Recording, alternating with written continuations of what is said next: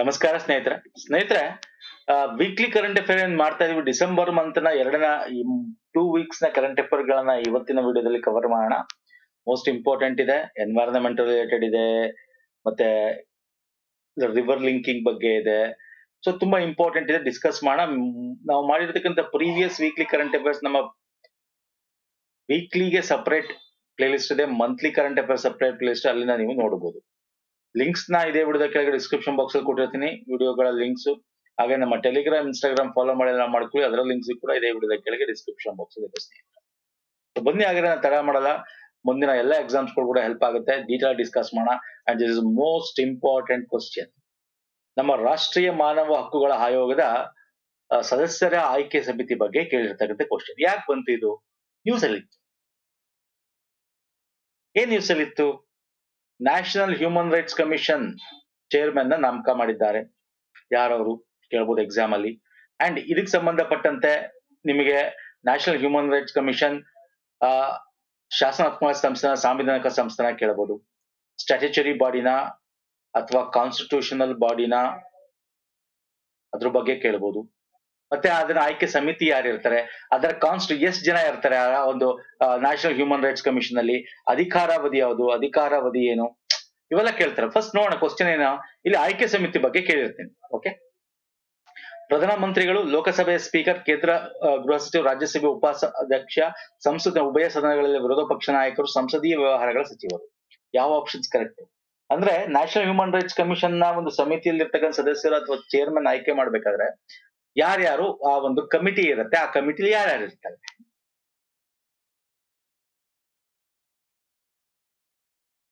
Right answer option 2 B. ಪ್ರಧಾನಮಂತ್ರಿ ಇರ್ತಾರೆ ಅಧ್ಯಕ್ಷರಾಗಿ ಆ ಸಮಿತಿಲಿ, ಲೋಕಸಭೆಯ ಸ್ಪೀಕರ್, ಕೇಂದ್ರ ಗೃಹ ಸಚಿವರು, ರಾಜ್ಯಸಭೆಯ ಉಪಾಧ್ಯಕ್ಷರು, ಡೆಪ್ಯೂಟಿ ಸ್ಪೀಕರ್ ಅಂತ ಕರಿತೀವಿ. ಓಕೆ, ಮತ್ತೆ ಸಂಸತ್ತಿನ ಉಭಯ ಸದನದ ವಿರೋಧ ಪಕ್ಷ ನಾಯಕರು, ರಾಜ್ಯಸಭೆ, ಲೋಕಸಭೆ, ಇವರು ಇರಲ್ಲ. So option 1, 2, 3, 4 and 5. ಯಾಕೆ ಇದು ಸುದ್ದಿ? ಯಾರು ನೇಮಕ ಮಾಡ್ತಾರೆ ಅದು ಕೇಳಬೇಕು. ಪ್ರೆಸಿಡೆಂಟ್ ದ್ರೌಪದಿ ಮುರ್ಮು ಅವರು national human rights commission chairperson ನೇಮಕ ಮಾಡ್ತಾರೆ. ಯಾರಾಗಿರ್ತಾರೆ ಅವರು? Usually farmer supreme court judge, ಅಂದ್ರೆ ಸುಪ್ರೀಂ ಕೋರ್ಟ್ ನ ಫಾರ್ಮರ್ ಅಥವಾ ರಿಟೈರ್ಡ್ ಜಡ್ಜ್ ಆಗಿರ್ಬೋದು, ಅಥವಾ ಚೀಫ್ ಜಸ್ಟಿಸ್ ಆಗಿರ್ಬೋದು, ಯಾರು ಬೇಕಾದ್ರೂ ಆಗಿರ್ಬೋದು. ಇದು ಸ್ಟ್ಯಾಟ್ಯೂಟರಿ ಬಾಡಿ, ಶಾಸನಾತ್ಮಕ ಸಂಸ್ಥೆ, ಒಂದು ಕಾಯ್ದೆಯ ಮುಖಾಂತರ ಇದನ್ನ ತರ್ತೀವಿ. Protection of human right act ಅಂತ 1993 ಮುಖಾಂತರ ತರ್ತೀವಿ. ಓಕೆ, ಸೊ ಇದ್ರಲ್ಲಿ ಯಾರ್ಯಾರು ಇರ್ತಾರೆ ನಾನು ಆಲ್ರೆಡಿ ಇಲ್ಲಿ ಕೊಟ್ಟಿದ್ದೀನಿ. ಯಾರ್ಯಾರು ಇರ್ತಾರೆ ಈ ಕಮಿಷನ್ ಅದು, ಇವ್ರು ನೇಮಕ ಮಾಡ್ತಾರೆ. ಅಂಡ್ ಹ್ಯೂಮನ್ ರೈಟ್ ಕಮಿಷನ್ ನ ಏನಿದೆ ಇವಾಗ ಆಯ್ಕೆ ಆಗಿರ್ತಕ್ಕಂಥ ಚೇರ್ಮನ್ ಹೆಸರು ಕೇಳಬಹುದು. ಯಾರವರು? ಸುಪ್ರೀಂ ಕೋರ್ಟ್ ಜಡ್ಜ್ ಬಿ ರಾಮಸುಬ್ರಹ್ಮಣ್ಯನ್ ಅವರು ಈ ಚೇರ್ಪರ್ಸನ್ ಆಗಿ ಆಯ್ಕೆ ಆಗಿದ್ದಾರೆ. ಇಲ್ಲಿ ಎಷ್ಟು ಜನ ಇರ್ತಾರೆ? ಒಟ್ಟು ಚೇರ್ಪರ್ಸನ್ ಪ್ಲಸ್ 5 ಮೆಂಬರ್ಸ್, 5+1 ಮೆಂಬರ್ಸ್ ಇರ್ತಾರೆ. ಓಕೆ, ಇದ್ರ ಜೊತೆಗೆ ನಿಮಗೆ 7 ಡೀಮ್ಡ್ ಮೆಂಬರ್ಸ್ ಇರ್ತಾರೆ. ಇದ್ರ ಜೊತೆಗೆ 7 ಡೀಮ್ಡ್ ಅಂದ್ರೆ ಅದರ್ ಮೆಂಬರ್ಸ್ ಅನ್ಕೊಳ್ಳಿ. ಯಾರು ನೋಡೋಣ ಬಂದು. ಒಬ್ರು ಚೇರ್ಪರ್ಸನ್ ಅಂತ ಗೊತ್ತಾಯ್ತು ನಿಮ್ಗೆ, ಸುಪ್ರೀಂ ಕೋರ್ಟ್ ನ ಜಡ್ಜ್ ನ ತಗೊಂಡ್ಬರ್ತಾರೆ ಅಂತ. ಓಕೆ, ಯೂಶುವಲ್ ರಿಟೈರ್ಡ್ ಜಡ್ಜ್ ನ ತಗೋತಾರೆ, ಸಿಟ್ಟಿಂಗ್ ಜಡ್ಜ್ ನ ತಗೊಳ್ಳಲ್ಲ. ಯಾಕಂದ್ರೆ ಸುಪ್ರೀಂ ಕೋರ್ಟ್ ಗಳಲ್ಲಿ ನಮ್ಮ ನ್ಯಾಯಾಂಗ ವ್ಯವಸ್ಥೆಯಲ್ಲಿ ತುಂಬಾ ಕೇಸಸ್ ಗಳು ಪೆಂಡಿಂಗ್ ಇರೋದ್ರಿಂದ ಸಿಟ್ಟಿಂಗ್ ಜಡ್ಜ್ ನ ಯಾರು ತಗೊಳ್ಳಲ್ಲ, ಯೂಶುವಲಿ ಅಪಾಯಿಂಟ್ ಮಾಡಲ್ಲ. ಯೂಶುವಲಿ ರಿಟೈರ್ಡ್ ಜಡ್ಜ್ ನ ಅಪಾಯಿಂಟ್ ಮಾಡ್ತೀವಿ. ಇನ್ 2 ಮೆಂಬರ್ಸ್ ಯಾರು? ಅದರಲ್ಲಿ ಒಬ್ರು judge of supreme court and other chief justice of high court ಆಗಿರ್ಬೇಕು. ಓಕೆ, ಒಬ್ರು ಜಡ್ಜ್ ಆಫ್ ಸುಪ್ರೀಂ ಕೋರ್ಟ್ ಇರಬೇಕು ಮೆಂಬರ್ಸ್ ಅಲ್ಲಿ, ಇನ್ನೊಬ್ರು ಚೀಫ್ ಜಸ್ಟಿಸ್ ಆಫ್ ಹೈಕೋರ್ಟ್, ಯಾವ್ದಾರ ಒಂದು ಚೀಫ್ ಜಸ್ಟಿಸ್ ನ ಹೈಕೋರ್ಟ್ ಆಗಿರ್ಬೇಕು. ಇನ್ 3 ಮೆಂಬರ್ ಇರ್ತಾರಲ್ಲ, ಅದ್ರಲ್ಲಿ ಒಬ್ರು, ಓಕೆ ಇದು 2 ಅಂದ್ರೆ ಅರ್ಥ ಇಲ್ಲಿ ನ್ಯಾಯಾಂಗ ವ್ಯವಸ್ಥೆಯಿಂದನೇ ಇಬ್ರು ಬರ್ಬೇಕು ಅಂತ. ಇನ್ 3 ಜನ ಇರ್ತಾರಲ್ಲ, ಅವರಲ್ಲಿ ಒಬ್ರು ಮಹಿಳೆ, woman, 1 shall be the woman. Okay, in 3 ಜನನು ಹ್ಯೂಮನ್ ರೈಟ್ಸ್ ಬಗ್ಗೆ ಪ್ರಾಕ್ಟಿಕಲ್ ಎಕ್ಸ್ಪೀರಿಯನ್ಸ್ ಇರೋರು ಇರಬೇಕು. ಅಂದ್ರೆ ಇಬ್ರು ನ್ಯಾಯಾಂಗ ಅಥವಾ ನ್ಯಾಯಾಲಯಗಳ ವ್ಯವಸ್ಥೆಗಳಿಂದ ಲಾ ಮೇಕರ್ಸ್ ಇಂದ ಬಂದಿರತಕ್ಕಂಥದ್ದಾಗಿರ್ಬೇಕು. ಇನ್ನು 3 ಜನ ಹ್ಯೂಮನ್ ರೈಟ್ಸ್ ಪ್ರಾಕ್ಟಿಕಲ್ ಬಗ್ಗೆ ಎಕ್ಸ್ಪೀರಿಯನ್ಸ್, ಹ್ಯೂಮನ್ ರೈಟ್ಸ್ ಬಗ್ಗೆ ಎಕ್ಸ್ಪೀರಿಯನ್ಸ್ ಇರ್ತಕ್ಕಂಥ ಪರ್ಸನ್ಸ್ ಗಳಾಗಿರ್ಬೇಕು. ಅದ್ರಲ್ಲಿ ಒಬ್ರು ಮಹಿಳೆ ಆಗಿರ್ಬೇಕು. ಓಕೆ, ಒಟ್ಟು 5 ಜನ. ಇನ್ ಮಿಕ್ಕಿದ್ದವನ್ನಲ್ಲ, ಯೂಶಲಿ ಹ್ಯೂಮನ್ ರೈಟ್ಸ್ ಕಮಿಷನ್ ಅಲ್ಲಿ ಈ ನಮ್ಮ ಬ್ಯಾಕ್ವರ್ಡ್ ಕ್ಲಾಸ್ ಕಮಿಷನ್ಸ್ ಗಳು ಅಥವಾ ಶೆಡ್ಯೂಲ್ ಕ್ಯಾಸ್ಟ್ ಕಮಿಷನ್ ಏನಿದೆ, SC/ST ಕಮಿಷನ್, ಮೈನಾರಿಟಿ, ಮತ್ತೆ ವುಮೆನ್, ಮತ್ತೆ ಪ್ರೊಟೆಕ್ಷನ್ ಆಫ್ ಚೈಲ್ಡ್ ರೈಟ್ಸ್, ಈ ಪರ್ಸನ್ ವಿತ್ ಡಿಸಬಿಲಿಟಿ ಕಮಿಷನ್, ಇವರ ಚೇರ್ಮನ್ ಗಳು ಈ ಒಂದು ನ್ಯಾಷನಲ್ ಹ್ಯೂಮನ್ ರೈಟ್ಸ್ ಕಮಿಷನ್ ಗೆ ಎಕ್ಸ್ ಅಫಿಷಿಯೋ ಮೆಂಬರ್ಸ್ ಆಗಿರ್ತಾರೆ. ಇವ್ರು ಎಷ್ಟು ಜನ ಇದಾರೆ? 7 ಜನ. ಅದನ್ನೇ ಹೇಳಿದ್ ನೋಡಿ, 7 ಡೀಮ್ ಮೆಂಬರ್ಸ್. 7 ಅಂತ ಹೇಳಿದ್ನಲ್ಲ, 7 ಅದರ್ಸ್ ಅಂತ. ಈ 7 ಅದರ್ಸ್ ಯಾರಾಗಿರ್ತಾರೆ? ಇವ್ರುಗಳಾಗಿರ್ತಾರೆ. ಓಕೆ. ಈ ಒಂದು ಹ್ಯೂಮನ್ ರೈಟ್ಸ್ ಕಮಿಷನ್ ನ ಅಧಿಕಾರಾವಧಿ ಅಥವಾ ಚೇರ್ಮನ್ ಎಷ್ಟು? 3 ಇಯರ್ಸ್ ಇರುತ್ತೆ. 3 ಅದು ಬಿಟ್ರೆ 70. ಯಾವ್ದು ಫಸ್ಟ್ ಆಗುತ್ತೆ ಅದು, ಯಾವ್ದು ಮೊದಲಾಗುತ್ತೆ ಅದು, which ever is earlier. Okay. So ಗೊತ್ತಿರಬೇಕು. ಏನ್ ಬೇಕಾದ್ರೆ ಕೇಳ್ಬೋದು. ಒಂದು, ಯಾರಾಗಿದ್ದಾರೆ, ಯಾರು ನೇಮಕ ಮಾಡ್ತಾರೆ, ಶಾಸನಾತ್ಮಕ ಸಂಸ್ಥಾನ, ಮತ್ತೆ ಅಲ್ಲಿರ್ತಕ್ಕಂಥ ಮೆಂಬರ್ಸ್ ಬಗ್ಗೆ. Fine sir. ಓಕೆ. ಅದಾದ್ಮೇಲೆ ಈಗ ಇನ್ನೊಂದು ಇಂಪಾರ್ಟೆಂಟ್, ಇತ್ತೀಚೆಗೆ ನಾವು ಮಾಡಿರ್ತಕ್ಕಂಥ recent last month weekly current affair ನೋಡಿದ್ರೆ ಗೊತ್ತಿರುತ್ತೆ. ಏರ್ ಕ್ವಾಲಿಟಿ ಇಂಡೆಕ್ಸ್ ಬಗ್ಗೆ ನಾನು ನಿಮ್ಗೆ ಹೇಳ್ತಾ ಇದ್ದೆ. ಡೆಲ್ಲಿಲಿ graded response action plan 4 implement ಮಾಡಿದ್ದಾರೆ ಅಂತ ಹೇಳಿದೆ. ಜ್ಞಾಪಕ ಇದೆಯಾ? ಎಸ್, ಜ್ಞಾಪಕ ಇದೆಯಾ? ದಯವಿಟ್ಟು ನೋಡಿ ಲಾಸ್ಟ್ ವೀಕ್ಸ್ ಕರೆಂಟ್ ಅಫೇರ್ ತೆಗೆದು. ಈಗ ಅದು 3 ಬಂದಿದೆ. ನಿಮ್ಗೆ ಗೊತ್ತಿದೆ, ಒಟ್ಟು 4 ಕ್ಯಾಟಗರಿ ಮಾಡ್ತಾರೆ. ಆ 4 ಕ್ಯಾಟಗರಿ ಯಾವುದು? Stage 1, stage 2, stage 3, stage 4. 450ಕ್ಕಿಂತ ಜಾಸ್ತಿ stage 4 graded response action plan ಅಂತ. ಈಗ ಅದಕ್ಕಿಂತ ಕಮ್ಮಿ ಬಂದಿದೆ. ಅಂದ್ರೆ ಈ ಪ್ಲಾನ್ ಇಂಪ್ಲಿಮೆಂಟ್ ಮಾಡಿದಾಗಿಂದ ಒಂದು ರೆಸ್ಟ್ರಿಕ್ಷನ್ ಹಾಕೋದ್ರಿಂದ ಕಮ್ಮಿ ಆಗಿದೆ. ಈಗ ಡೆಲ್ಲಿಲಿ ಗ್ರೇಡೆಡ್ ರೆಸ್ಪಾನ್ಸ್ ಆಕ್ಷನ್ ಪ್ಲಾನ್ 3 ನ ಇಂಪ್ಲಿಮೆಂಟ್ ಮಾಡ್ತಾ ಇದ್ದಾರೆ. ಸೊ ಇದನ್ನ ಇಂಪ್ಲಿಮೆಂಟ್ ಮಾಡೋದ್ರಿಂದ ನೆಕ್ಸ್ಟ್ ಅದು ಅಲ್ಲಿ ಇರ್ತಕ್ಕಂಥ ಪೊಲ್ಯೂಟೆಂಟ್ ಕಮ್ಮಿ ಆಗುತ್ತೆ ಅಂತ ಅರ್ಥ. ಈಗ ಇದು ಪ್ರಮುಖವಾಗಿ ಇಲ್ಲಿ ನಿಮ್ಗೆ ಏನ್ ಬೇಕು ಅಂತಂದ್ರೆ, what is graded response action plan ಅಂದ್ರೆ ಏನು? Stage 1 poor, very poor, severe. ಇಲ್ಲಿ ಗುಡ್ ಅಂತ ಕೂಡ ಒಂದು ಬರುತ್ತೆ. 0 to 50 ಇದೆ, ಗುಡ್, ಸ್ಯಾಟಿಸ್ಫ್ಯಾಕ್ಟರಿ ಅಂತ ಕೂಡ ಬರುತ್ತೆ. ಸೊ ಅದನ್ನ ನಾನು ನಿಮ್ಗೆ ಕ್ಯಾಟಗರಿ ಆಫ್ ಕಲರ್ ಕೋಡ್ ಅಲ್ಲಿ ತೋರಿಸ್ತೀನಿ ನಿಮ್ಗೆ. ಕಲರ್ ಕೋಡ್ ಕೇಳ್ತಾನೆ ಸರ್. ಈಗ 50ರಿಂದ ವ್ಯಾಲ್ಯೂ ಆಫ್ ದ ಇಂಡೆಕ್ಸ್. ಈಗ ನಾನು ನಿಮ್ಗೆ ಇಂಡೆಕ್ಸ್ ಅಂದ್ರೆ ಏನು ಫಸ್ಟ್ ಹೇಳ್ತೀನಿ. ಇಂಡೆಕ್ಸ್ ಅಂದ್ರೆ ಅಲ್ಲಿ ಪೊಲ್ಯೂಷನ್ ಹೆಂಗಾಗತ್ತೆ ಅಂತ. ಅಲ್ಲಿ ಯಾವ್ದ್ರ ಮೇಲೆ ಪೊಲ್ಯೂಷನ್? ಪರ್ಟಿಕ್ಯುಲೇಟ್ ಮ್ಯಾಟರ್ 10, 2.5 ಆಗಿರ್ಬೋದು, ಕಾರ್ಬನ್ ಮೊನಾಕ್ಸೈಡ್ ಆಗಿರ್ಬೋದು, ಸಲ್ಫರ್ ಡೈಆಕ್ಸೈಡ್, ನೈಟ್ರೋಜನ್ ಆಗಿರ್ಬೋದು. ಸೊ ಈ ತರ ಗ್ರೌಂಡ್ ಲೆವೆಲ್ ಓಝೋನ್ ಆಗಿರ್ಬೋದು. ಈ ತರ 6ರಿಂದ 7 ಪೊಲ್ಯೂಷನ್ ಜಾಸ್ತಿ ಆದಾಗ ಅಲ್ಲಿ ಒಂದು ಏರ್ ಕ್ವಾಲಿಟಿ ಜಾಸ್ತಿ ಆಗ್ತಾ ಹೋಗುತ್ತೆ. ಕಮ್ಮಿ ಮಾಡ್ಬೇಕು. ಅರ್ಥ ಆಗ್ತಿದೆಯಲ್ಲ? ಸೊ ಇಲ್ಲಿ ಏನಾಗುತ್ತೆ, ಈ ಒಂದು ಪೊಲ್ಯೂಷನ್ ಆಧಾರದ ಮೇಲೆ ಈಗ ಅದನ್ನ ಆವರೇಜ್ ತಗೊಂಡು ಆ ವ್ಯಾಲ್ಯೂ ಆಫ್ ದ ಇಂಡೆಕ್ಸ್ 51ರಿಂದ 100 ಇದ್ರೆ ಮಾಡರೇಟ್ ಅಂತ ಕರಿತೀವಿ. ಯೆಲ್ಲೋ ಕಲರ್ ಡಿನೋಟ್ ಮಾಡ್ತೀವಿ ನೋಡಿ, ಯೆಲ್ಲೋ ಕಲರ್ ಇದೆ. ಗುಡ್ 0 to 50 ಇದ್ರೆ ಗುಡ್ ಅಂತೀವಿ. ಈ ಕಲರ್ ಆಫ್ ಏನು ಏರ್ ಕ್ವಾಲಿಟಿ ಇಂಡೆಕ್ಸ್ ಕಲರ್ ಕೂಡ ಗೊತ್ತಿರಬೇಕು. ಅನ್ಹೆಲ್ತಿ ರೆಡ್ ಕಲರ್ ಇದ್ರೆ 150ರಿಂದ 51ರಿಂದ 200. ಪರ್ಪಲ್ ವಲ್ನರಬಿಲಿಟಿ, ಅನ್ಹೆಲ್ತಿ 201ರಿಂದ 300. Purple maroon colour. ನಿಮ್ಗೆ ನಾನು ಗ್ರೇಡ್ ಆಕ್ಷನ್ ಪ್ಯಾನಲ್ ತೋರಿಸ್ ನೋಡಿ ಇಲ್ಲಿ. Yellow, orange, red, maroon. Okay. So ಈ ಕಲರ್ ಗಳನ್ನು ಕೂಡ ಎಕ್ಸಾಮ್ ಅಲ್ಲಿ ಕೇಳ್ತಾನೆ. ಎನ್ವೈರನ್ಮೆಂಟಲ್ ರಿಲೇಟೆಡ್ ಎಕ್ಸಾಮ್ ಅಲ್ಲಿ ಕೇಳ್ತಾನೆ. ಇದು ಅಪ್ಡೇಟೆಡ್ ಒನ್, ಹಾಗಾಗಿ ತಗೊಂಡ್ ಬಂದಿದ್ದೇನೆ.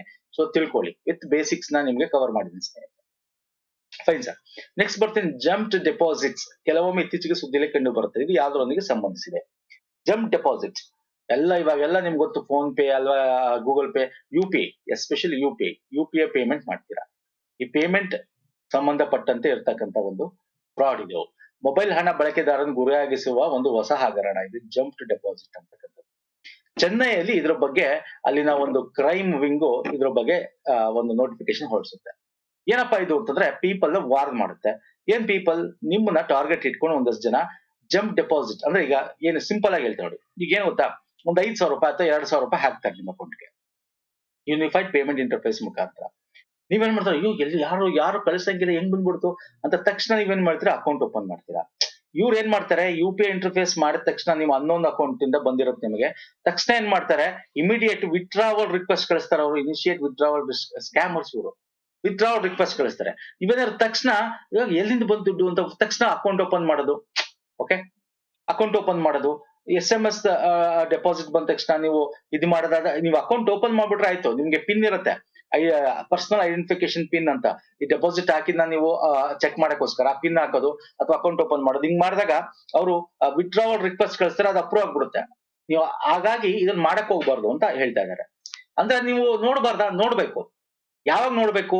ಈಗ ಏನಾದ್ರು ನೀವು ಅವರು ದುಡ್ಡು ಬಂದ ತಕ್ಷಣ ನೀವು ಮಾಡಿದ್ರೆ ಅವ್ರಿಗೆ ವಿತ್ಡ್ರಾವಲ್ ರಿಕ್ವೆಸ್ಟ್ ಬಂದ್ಬಿಡುತ್ತೆ. ಅವ್ರಿಗೆ ನಿಮ್ಮ ಹತ್ರ ಜಾಸ್ತಿ ವಿತ್ಡ್ರಾವಲ್ ಮಾಡ್ಕೋಬಹುದು. Okay. Higher Dhan initial deposit ಅಂತ ಜಾಸ್ತಿ ಮಾಡ್ಕೊಂಡ್ಬಿಡ್ಬೋದು. ಹಂಗಾಗಿ ಸೈಬರ್ ಕ್ರೈಮ್ ಇಂದ ಏನ್ ಹೇಳಿದ್ದಾರೆ ಅಂದ್ರೆ, ಈ ತರ ಬಂದಾಗ ಒಂದು 15ರಿಂದ 30 ನಿಮಿಷ ನೀವೇನೋ ಚೆಕ್ ಮಾಡಕ್ ಹೋಗ್ಬೇಡಿ, ಬ್ಯಾಲೆನ್ಸ್ ಚೆಕಿಂಗ್ ಮಾಡಕ್ ಹೋಗ್ಬೇಡಿ. ಓಕೆ. ಅಥವಾ ಯಾಕೆ ಹೇಳ್ತಾ ಇದ್ದೀನಿ 15-30 ನಿಮಿಷ ಅಂದ್ರೆ, ಅಷ್ಟರೊಳಗೆ ಅವರು ವಿತ್ಡ್ರಾವಲ್ ರಿಕ್ವೆಸ್ಟ್ ಕೊಟ್ಟಿರೋದು ಎಕ್ಸ್ಪೈರಿ ಆಗಿರುತ್ತೆ. ಓಕೆ. ಅಥವಾ ಇನ್ಕರೆಕ್ಟ್ ಪಿನ್ ನ ಡೆಲಿಬರೇಟ್ಲಿ ನೀವು ಬೇಕು ಅಂತಾನೆ ಇನ್ಕರೆಕ್ಟ್ ನೀವು ಚೆಕ್ ಮಾಡ್ಬೇಕಾದ್ರೆ ಫಸ್ಟ್ ಟೈಮ್ ಏನ್ ಮಾಡ್ಬೇಕು ಅಂದ್ರೆ, ಇನ್ಕರೆಕ್ಟ್ ಪಿನ್ ನ ಹಾಕ್ಬೇಕು. ಇನ್ಕರೆಕ್ಟ್ ಪಿನ್, ತಪ್ಪಾದ ಪಿನ್ ನ ಫಸ್ಟ್ ಟೈಮ್ ಹಾಕ್ಬೇಕು. ಅವಾಗ ಅವ್ರು ವಿತ್ಡ್ರಾವಲ್ ರಿಕ್ವೆಸ್ಟ್ ಅನ್ನ ತಕ್ಷಣ ಅವ್ರು ಆಕ್ಟಿವೇಟ್ ಮಾಡಿದ್ರೆ ಅದು ಕ್ಯಾನ್ಸಲ್ ಆಗುತ್ತೆ. ಅರ್ಥ ಆಗ್ತಿದೆಯಲ್ಲ? ಸೊ ಹಿಂಗ್ ಮಾಡಿ, ಇಲ್ಲ ಅಂದ್ರೆ ನಿಮ್ಮ ಅಕೌಂಟ್ ಇಂದ ದುಡ್ಡು ತುಂಬಾ ಜನ ಕಳ್ಕೊಂಡಿದ್ದಾರೆ. ಇದನ್ನ ಜಂಪ್ಡ್ ಡೆಪಾಸಿಟ್ ಅಂತ ಕರಿತೀವಿ. ಓಕೆ, ಕರೆಂಟ್ ಅಫೇರ್ಸ್ ಸ್ನೇಹಿತರೆ ಗೊತ್ತಿರಲಿ. ನೆಕ್ಸ್ಟ್ ಬರ್ತೀನಿ ಈ ಡಿಎನ್ಎ ಬಗ್ಗೆ. ಈ ಅಂದ್ರೆ ಎಲೆಕ್ಟ್ರಾನಿಕ್ ಡಿಎನ್ಎ ಅನ್ಕೊಂಡ್ಬಿಡ್ತಾರೆ, ಹಾಗಾಗಿ this is very important. Environmental DNA ಅಂತ ಇದಕ್ಕೆ ಸಂಬಂಧಪಟ್ಟಂತೆ ಒಂದು ಕ್ವಶನ್ ಸೈನ್ಸ್ ಅಂಡ್ ಟೆಕ್ನಾಲಜಿ ಅಥವಾ ಇದ್ರಲ್ಲೂ ಕೂಡ ಎನ್ವೈರನ್ಮೆಂಟಲ್ ಕೂಡ ಕೇಳಬಹುದು ನಿಮ್ಗೆ ಈ ಡಿಎನ್ಎ ಬಗ್ಗೆ. ವೆರಿ ಇಂಪಾರ್ಟೆಂಟ್ ಇದು. ಸಾರಿ, ನೋಡ ಬನ್ನಿ, ಇದು ಮೈಟ್ರೋಕಾಂಡ್ರಿಯಾ ಡಿಎನ್ಎ ಆಗಿದ್ದು ಜೀವಿತಾವಧಿಯಲ್ಲಿ ಅಥವಾ ಸಾವಿನ ನಂತರ ನೈಸರ್ಗಿಕ ಪ್ರಕ್ರಿಯೆಗಳ ಮೂಲಕ ಜೀವಿಯಿಂದ ಪರಿಸರಕ್ಕೆ ಬಿಡುಗಡೆಯಾಗುತ್ತದೆ. ಈ ಡಿಎನ್ಎ ಹೆಂಗಾಗುತ್ತೆ ಅಂತ ಇಲ್ಲಿ ಕೊಟ್ಟಿರೋದು. ಹೌದು ಸರ್, ಇದು ಮೈಟ್ರೋಕಾಂಡ್ರಿಯಾ ಡಿಎನ್ಎ. ನೀವು ಯಾರು ಸಾಯ್ತಾರೆ, ಪ್ರಾಣಿ ಪಕ್ಷಿ ಮನುಷ್ಯ, ಅಲ್ಲಿಂದ ಅವನ ಒಂದು ದೇಹದಿಂದ ಬಿಡುಗಡೆ ಆಗ್ತಕ್ಕಂಥ ಡಿಎನ್ಎ ಅದು. ಚರ್ಮದ ಮುಖಾಂತರ, ಕೂದಲು ಮುಖಾಂತರ, ಅಥವಾ ವಿಸರ್ಜನೆಯ ಮಲಮೂತ್ರಗಳ ಮುಖಾಂತರ, ಮತ್ತೆ ಗ್ಯಾಮೇಜ್ ಗಳ ಮುಖಾಂತರ, ಯಾವ್ದಾರ ಮುಖಾಂತರ. ಓಕೆ, ಈ ಡಿಎನ್ಎ ವಿಧಾನವು ಪರಿಸರದಲ್ಲಿ ಕಂಡು ಬರುವ ಡಿಎನ್ಎ ಅನ್ನು ಅನುಕ್ರಮಗೊಳಿಸುವ ಮೂಲಕ ಯಾವುದೇ ಪರಿಸರ ವ್ಯವಸ್ಥೆಯ ಒಟ್ಟು ಜೀವ ವೈವಿಧ್ಯತೆಯನ್ನು ನಿರ್ಣಯಿಸಲು ಅಕ್ರಮಶೀಲವಲ್ಲದ ವಿಧಾನ ಆಗಿದೆ. ಹೌದು ಸರ್, ಅಂದ್ರೆ ಆ ಪರಿಸರದಲ್ಲಿ ಯಾವ್ಯಾವುದು, ಈಗ ಫಸ್ಟ್ ಅರ್ಥ ಮಾಡ್ಕೊಳ್ಳಿ, ವಾಟ್ ಇಸ್ ಈ ಡಿಎನ್ಎ, ಇದನ್ನ ಏನಕ್ಕೆ ಮಾಡ್ಬೇಕು, ವಾಟ್ ಇಸ್ ಆಕ್ರಮಣಶೀಲವಲ್ಲದ ಅಂದ್ರೇನು. ಒಂದು ಪರಿಸರ ವ್ಯವಸ್ಥೆಯಲ್ಲಿ ಎಷ್ಟು ಪ್ರಾಣಿಗಳಿದ್ವು, ಈಗ ಜಲ ಒಂದು ನೀರ್ ತಗೊಳ್ಳಿ, ಇಲ್ಲಿ ಯಾವ ರೀತಿ ಜೀವ ವೈವಿಧ್ಯತೆ ಇತ್ತು, ಬಯೋಡೈವರ್ಸಿಟಿ ಇತ್ತು. ಒಂದಕ್ಕೂ ಜೀವಕ್ಕೆ ಇನ್ನೊಂದಕ್ಕೂ ಏನು ವ್ಯತ್ಯಾಸಗಳಿದ್ವು, ಅಥವಾ ಏನು ಒಂದು ಸಂಬಂಧಗಳಿದ್ವು, ಮತ್ತೆ ಎಷ್ಟು ಅಬಾಂಡೆನ್ಸ್ ಇತ್ತು, ಎಷ್ಟು ಅದು ಜಾಸ್ತಿ ರಾಶಿಗಳಿದ್ವು, ಈ ತರ ಎಲ್ಲ ನಾವು ತಗೋಬೇಕಂದ್ರೆ ಯಾವ್ದೇ ಅದಿತ್ತು ಮೊದಲು ಅಲ್ಲಿ ಜೀವಿಗಳನ್ನ ಈ ಡಿಎನ್ಎ ಮುಖಾಂತರ ಮಾಡ್ಬೋದು. ಏನ್ ಈ ಡಿಎನ್ಎ ಸತ್ತೋಗಿರ್ತವೆ, ನಾನು ನಿಮ್ಗೆ ಅದನ್ನೇ ಹೇಳ್ತಾರೆ. ಇಲ್ಲಿ ಯಾವ್ದು ತಪ್ಪಾಗಿದೆ ಕೇಳಿದೀನಿ, ಎರಡು ತಪ್ಪು ಅಂದ್ರೆ ಎರಡು ಸರಿ ಇದು, ಹಾಗಾಗಿ ಯಾವ್ದು ತಪ್ಪಾಗಿಲ್ಲ, ಹಾಗೆ 1 ಮತ್ತು 2 ಅಲ್ಲ. ಅರ್ಥ ಮಾಡ್ಕೊಳ್ಳಿ, ವಾಟ್ ಇಸ್ ಈ ಡಿಎನ್ಎ. ಈಗ ಒಡಿಸ್ಸಾದಲ್ಲಿ ಏನಾಯ್ತು, ಟ್ಯಾಕ್ಸೋನಮಿ ಡೈವರ್ಸಿಟಿ ಅಂತ ವಿವಿಧ ರೀತಿಯ ಡೈವರ್ಸಿಟಿಗಳನ್ನ ಅನಲೈಸ್ ಮಾಡಕ್ಕೆ, ಜೈವ ವೈವಿಧ್ಯತೆಗಳನ್ನ ಕಂಡುಹಿಡಿಯಕ್ಕೆ ಇದನ್ನ ಯೂಸ್ ಮಾಡ್ತೀವಿ. ಒಂದು ಮೈಟ್ರೋಕಾಂಡ್ರಿಯಲ್ ಡಿಎನ್ಎ ಒಂದು ಆರ್ಗ್ಯಾನಿಸಮ್ ನ ಎನ್ವೈರನ್ಮೆಂಟ್ ರಿಲೀಸ್ ಆಗಿರುತ್ತೆ. ನ್ಯಾಚುರಲ್ ಪ್ರೋಸೆಸ್ ಇಂದ ಆಗಿರೋದು, ಡೆತ್ ಅಥವಾ ಸಾವಿನ ನಂತರ ಆಗಿರೋದು. ಹೇಗೆ, ಸಿಕ್ರೀಟೆಡ್ ಫೇಸಸ್, ಓಕೆ, ಮಲ ವಿಸರ್ಜನೆ ಮುಖಾಂತರ, ಮಸ್ಕಸ್, ಗ್ಯಾಮೆಟ್ಸ್ ಮುಖಾಂತರ, ಸ್ಕಿನ್, ಹೇರ್, ಓಕೆ, ಈ ತರದ ಮುಖಾಂತರ ಬಿಡುಗಡೆ ಆಗಿರೋದು ಅದಿರ್ತವೆ ಅದ್ರಲ್ಲಿ. ಓಕೆ, ಸಣ್ಣ ಅದಿರ್ತವೆ. ನೀವು ಯಾವ್ದಾರು ಒಂದು, ನೀವು ನೀರಲ್ಲಾಗಿರ್ಬೋದು ಅಥವಾ ಭೂಮಿ ಮೇಲೆ ಆಗಿರ್ಬೋದು, ತಗೊಂಡು ಅದನ್ನ ಲ್ಯಾಬೊರೇಟರಿ ಟೆಸ್ಟ್ ಮಾಡೋದು. Laboratory for conservation of endanger species, CSIR, centre for cellular molecular biology, ಇದು ಹೈದರಾಬಾದ್ ಇರೋದು. ಇದನ್ನ ಡೆವಲಪ್ ಮಾಡಿರ್ತಕ್ಕಂಥದ್ದು. ಇದು just few litres of water ಅಥವಾ ಸಾಯಿಲ್ ಅಥವಾ ಏರ್, ಯಾವ್ದಾರು ತಗೊಳ್ಳಿ, ಏರ್ ಅಲ್ಲಿ ಯಾರು ತಗೊಳ್ಳಿ, ವಾಟರ್ ಅಥವಾ ಸಾಯಿಲ್, ಮಣ್ಣು ತಗೊಂಡು ನೀವು ಚೆಕ್ ಮಾಡ್ತಕ್ಕಂಥದ್ದು. ಏನ್ ಚೆಕ್ ಪಾಲಿಮರೈಸ್ ರಿಯಾಕ್ಷನ್ ಅಂತ ಕರಿತೀವಿ. ಈಗ ನೋಡಿ, ಸ್ಯಾಂಪಲ್ ಒಂದು ನೀರ್ ತಗೊಂಡು ಅದಕ್ಕೆ ಡಿಎನ್ಎ ಎಕ್ಸ್ಟ್ರಾಕ್ಟ್ ಮಾಡಿದ್ರು, ಆಂಪ್ಲಿಫೈ ಮಾಡಿದ್ರು, ಪಾಲಿಮರೈಸೇಷನ್ ರಿಯಾಕ್ಷನ್ ಅಂತ ಕರಿತೀವಿ. ಅಲ್ಲಿಂದ ಗೊತ್ತಾಗುತ್ತೆ ಇದು ಯಾವ್ದ್ರ ಡಿಎನ್ಎ. ಓಕೆ, ಆ ನೀರೊಳಗಿದೆ ಯಾವ ಸ್ಪೀಶೀಸ್ ಗಳಿವೆ, ಇದನ್ನ ಈ ಎನ್ವೈರನ್ಮೆಂಟಲ್ ಡಿಎನ್ಎ ಅಂತ ಕರಿತೀವಿ. ಅರ್ಥ ಆಗ್ತಿದೆಯಲ್ಲ, ಕೇಳ್ಬೋದು ಎಕ್ಸಾಮ್ ಅಲ್ಲಿ ಈ ಡಿಎನ್ಎ ಬಗ್ಗೆ ಗೊತ್ತಿರಿಸ್ತೀನಿ. ನೆಕ್ಸ್ಟ್, ಜಲವಾಹಕ್ ಯೋಜನೆಗೆ ಸಂಬಂಧ ಅಂತ. ಜಲವಾಹಕ್ ಯೋಜನೆ ಅಂದ್ರೆ ಇಲ್ಲಿ ನೋಡ್ತಾ ಇದ್ರೆ ಗೊತ್ತಾಗುತ್ತೆ. ಇದೊಂದು ಕಾರ್ಗೋ ಶಿಪ್ ಇನ್ಲ್ಯಾಂಡ್ ವಾಟರ್, ಒಳ ಜಲ ಸಾರಿಗೆನ ಪ್ರೋತ್ಸಾಹಿಸಲು, ಉತ್ತೇಜಿಸಲು, ಪ್ರೋತ್ಸಾಹ ಅಥವಾ ಉತ್ತೇಜನೆ ಮಾಡಕ್ಕೆ, ಅಂದ್ರೆ ಇನ್ಸೆಂಟಿಸೈಜ್ ಮಾಡಕ್ಕೆ. ಇದು ಒಳನಾಡಿನ ಜಲಮಾರ್ಗಗಳ ಮೂಲಕ ಸರಕು ಸಾಗಣೆ ಉತ್ತೇಜಿಸುವ ಗುರಿಯನ್ನು ಹೊಂದಿದೆ. ಇನ್ಲ್ಯಾಂಡ್ ಮತ್ತು ಕೋಸ್ಟಲ್ ಶಿಪ್ಪಿಂಗ್ ಲಿಮಿಟೆಡ್ ಇದರ ಅನುಷ್ಠಾನ ಏಜೆನ್ಸಿಗಳಲ್ಲಿ ಒಂದಾಗಿದೆ. 2 ಆಪ್ಷನ್ಸ್ ಕೂಡ ಕರೆಕ್ಟ್. ಇದು ಇತ್ತೀಚೆಗೆ ನಮ್ಮ union government incentivise the cargo movement via inland water system. ನೋಡಿ, ಯಾವಾಗ ಜಲ ಸಾರಿಗೆ, ಅದು ಎಸ್ಪೆಷಲಿ ನಮ್ಮ ರಾಷ್ಟ್ರದಲ್ಲಿ ಒಳ ಜಲ ಸಾರಿಗೆ ಯೂಸ್ ಮಾಡ್ಕೊಂಡ್ರೆ ಇನ್ಲ್ಯಾಂಡ್ ವಾಟರ್ ಸಿಸ್ಟಮ್ ನ, ನಾವು ಲಾಜಿಸ್ಟಿಕ್ ಕಾಸ್ಟ್, ನಾವೇನು ಸಾರಿಗೆಯ ಕಾಸ್ಟ್ ಗಳಿದೆ, ಟ್ರೈನ್ ಮತ್ತೆ ರೋಡ್ ಮುಖಾಂತರ ಹೋಗ್ತಕ್ಕಂತ ಕಾಸ್ಟ್ ತುಂಬಾ ಜಾಸ್ತಿ ಏನಾಗುತ್ತೆ, ಅದನ್ನ ತಡಿಬಹುದು. Okay, that is the main intention. ಇದನ್ನ ಮಾಡ್ಬೇಕು ಅಂತ ಹೇಳಿ ಜಲವಾಹಕ್ ಯೋಜನೆ ಅಂತ ತಂದಿದ್ದಾರೆ. ಅಂದ್ರೆ ಇಲ್ಲಿ ಕಾರ್ಗೋ ಶಿಪ್ ಮೂವ್ಮೆಂಟ್ ನಮ್ಮ ministry of port and shipping and waterways ಅಡಿಯಲ್ಲಿ 3 ಇಯರ್ ತನಕ ಒಂದಷ್ಟು ದುಡ್ಡುಗಳನ್ನ ಕೊಡ್ತಾ ಇದ್ದಾರೆ. 95.4 ಕೋಟಿ ದುಡ್ಡನ್ನ ಎತ್ತಿಡ್ತಾ ಇದ್ದಾರೆ. ಏನು ಇದನ್ನ ಯಾರು ಇಂಪ್ಲಿಮೆಂಟ್ ಮಾಡ್ತಾರೆ? Inland water and authority India, inland and coastal shipping limited. ಏನ್ ಮಾಡಲ್ಲ ಇಲ್ಲಿ, ಎಲ್ಲಿ 200 ಮಿಲಿಯನ್ ಮೆಟ್ರಿಕ್ ಟನ್ ಅಷ್ಟು ಕಾರ್ಗೋನ 2030 ತನಕ 500 ಮೆಟ್ರಿಕ್ ಟನ್ಸ್ 2047 ತನಕ ನಾವು ಇನ್ಲ್ಯಾಂಡ್ ವಾಟರ್ ಸಿಸ್ಟಮ್ ಅಲ್ಲಿ ಮಾಡಬೇಕು ಅನ್ನೋದು ಟಾರ್ಗೆಟ್.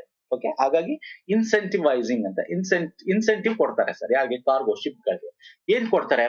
ನೀವು ಕಾರ್ಗೋ ಶಿಪ್ ನಲ್ಲಿ 300 ಕಿಲೋಮೀಟರ್, ಓಕೆ, ಅಷ್ಟು ಇನ್ಲ್ಯಾಂಡ್ ವಾಟರ್ ಅಲ್ಲಿ ಒಂದು ವಸ್ತುವನ್ನ ಸಾಗಿಸೋದಾದ್ರೆ, ಒಳ ಜಲ ಸಾರಿಗೆ ಮುಖಾಂತರ ನೀವು ಏನು ಗೂಡ್ಸ್ ಗಳನ್ನ ಸಾಗಿಸುವುದಾದರೆ ನಿಮ್ಗೆ ಅದರ ಖರ್ಚಲ್ಲಿ 35% ನಿಮ್ಗೆ ರಿಂಬರ್ಸ್ಮೆಂಟ್ ಮಾಡ್ತೀವಿ, ವಾಪಸ್ ಕೊಡ್ತೀವಿ.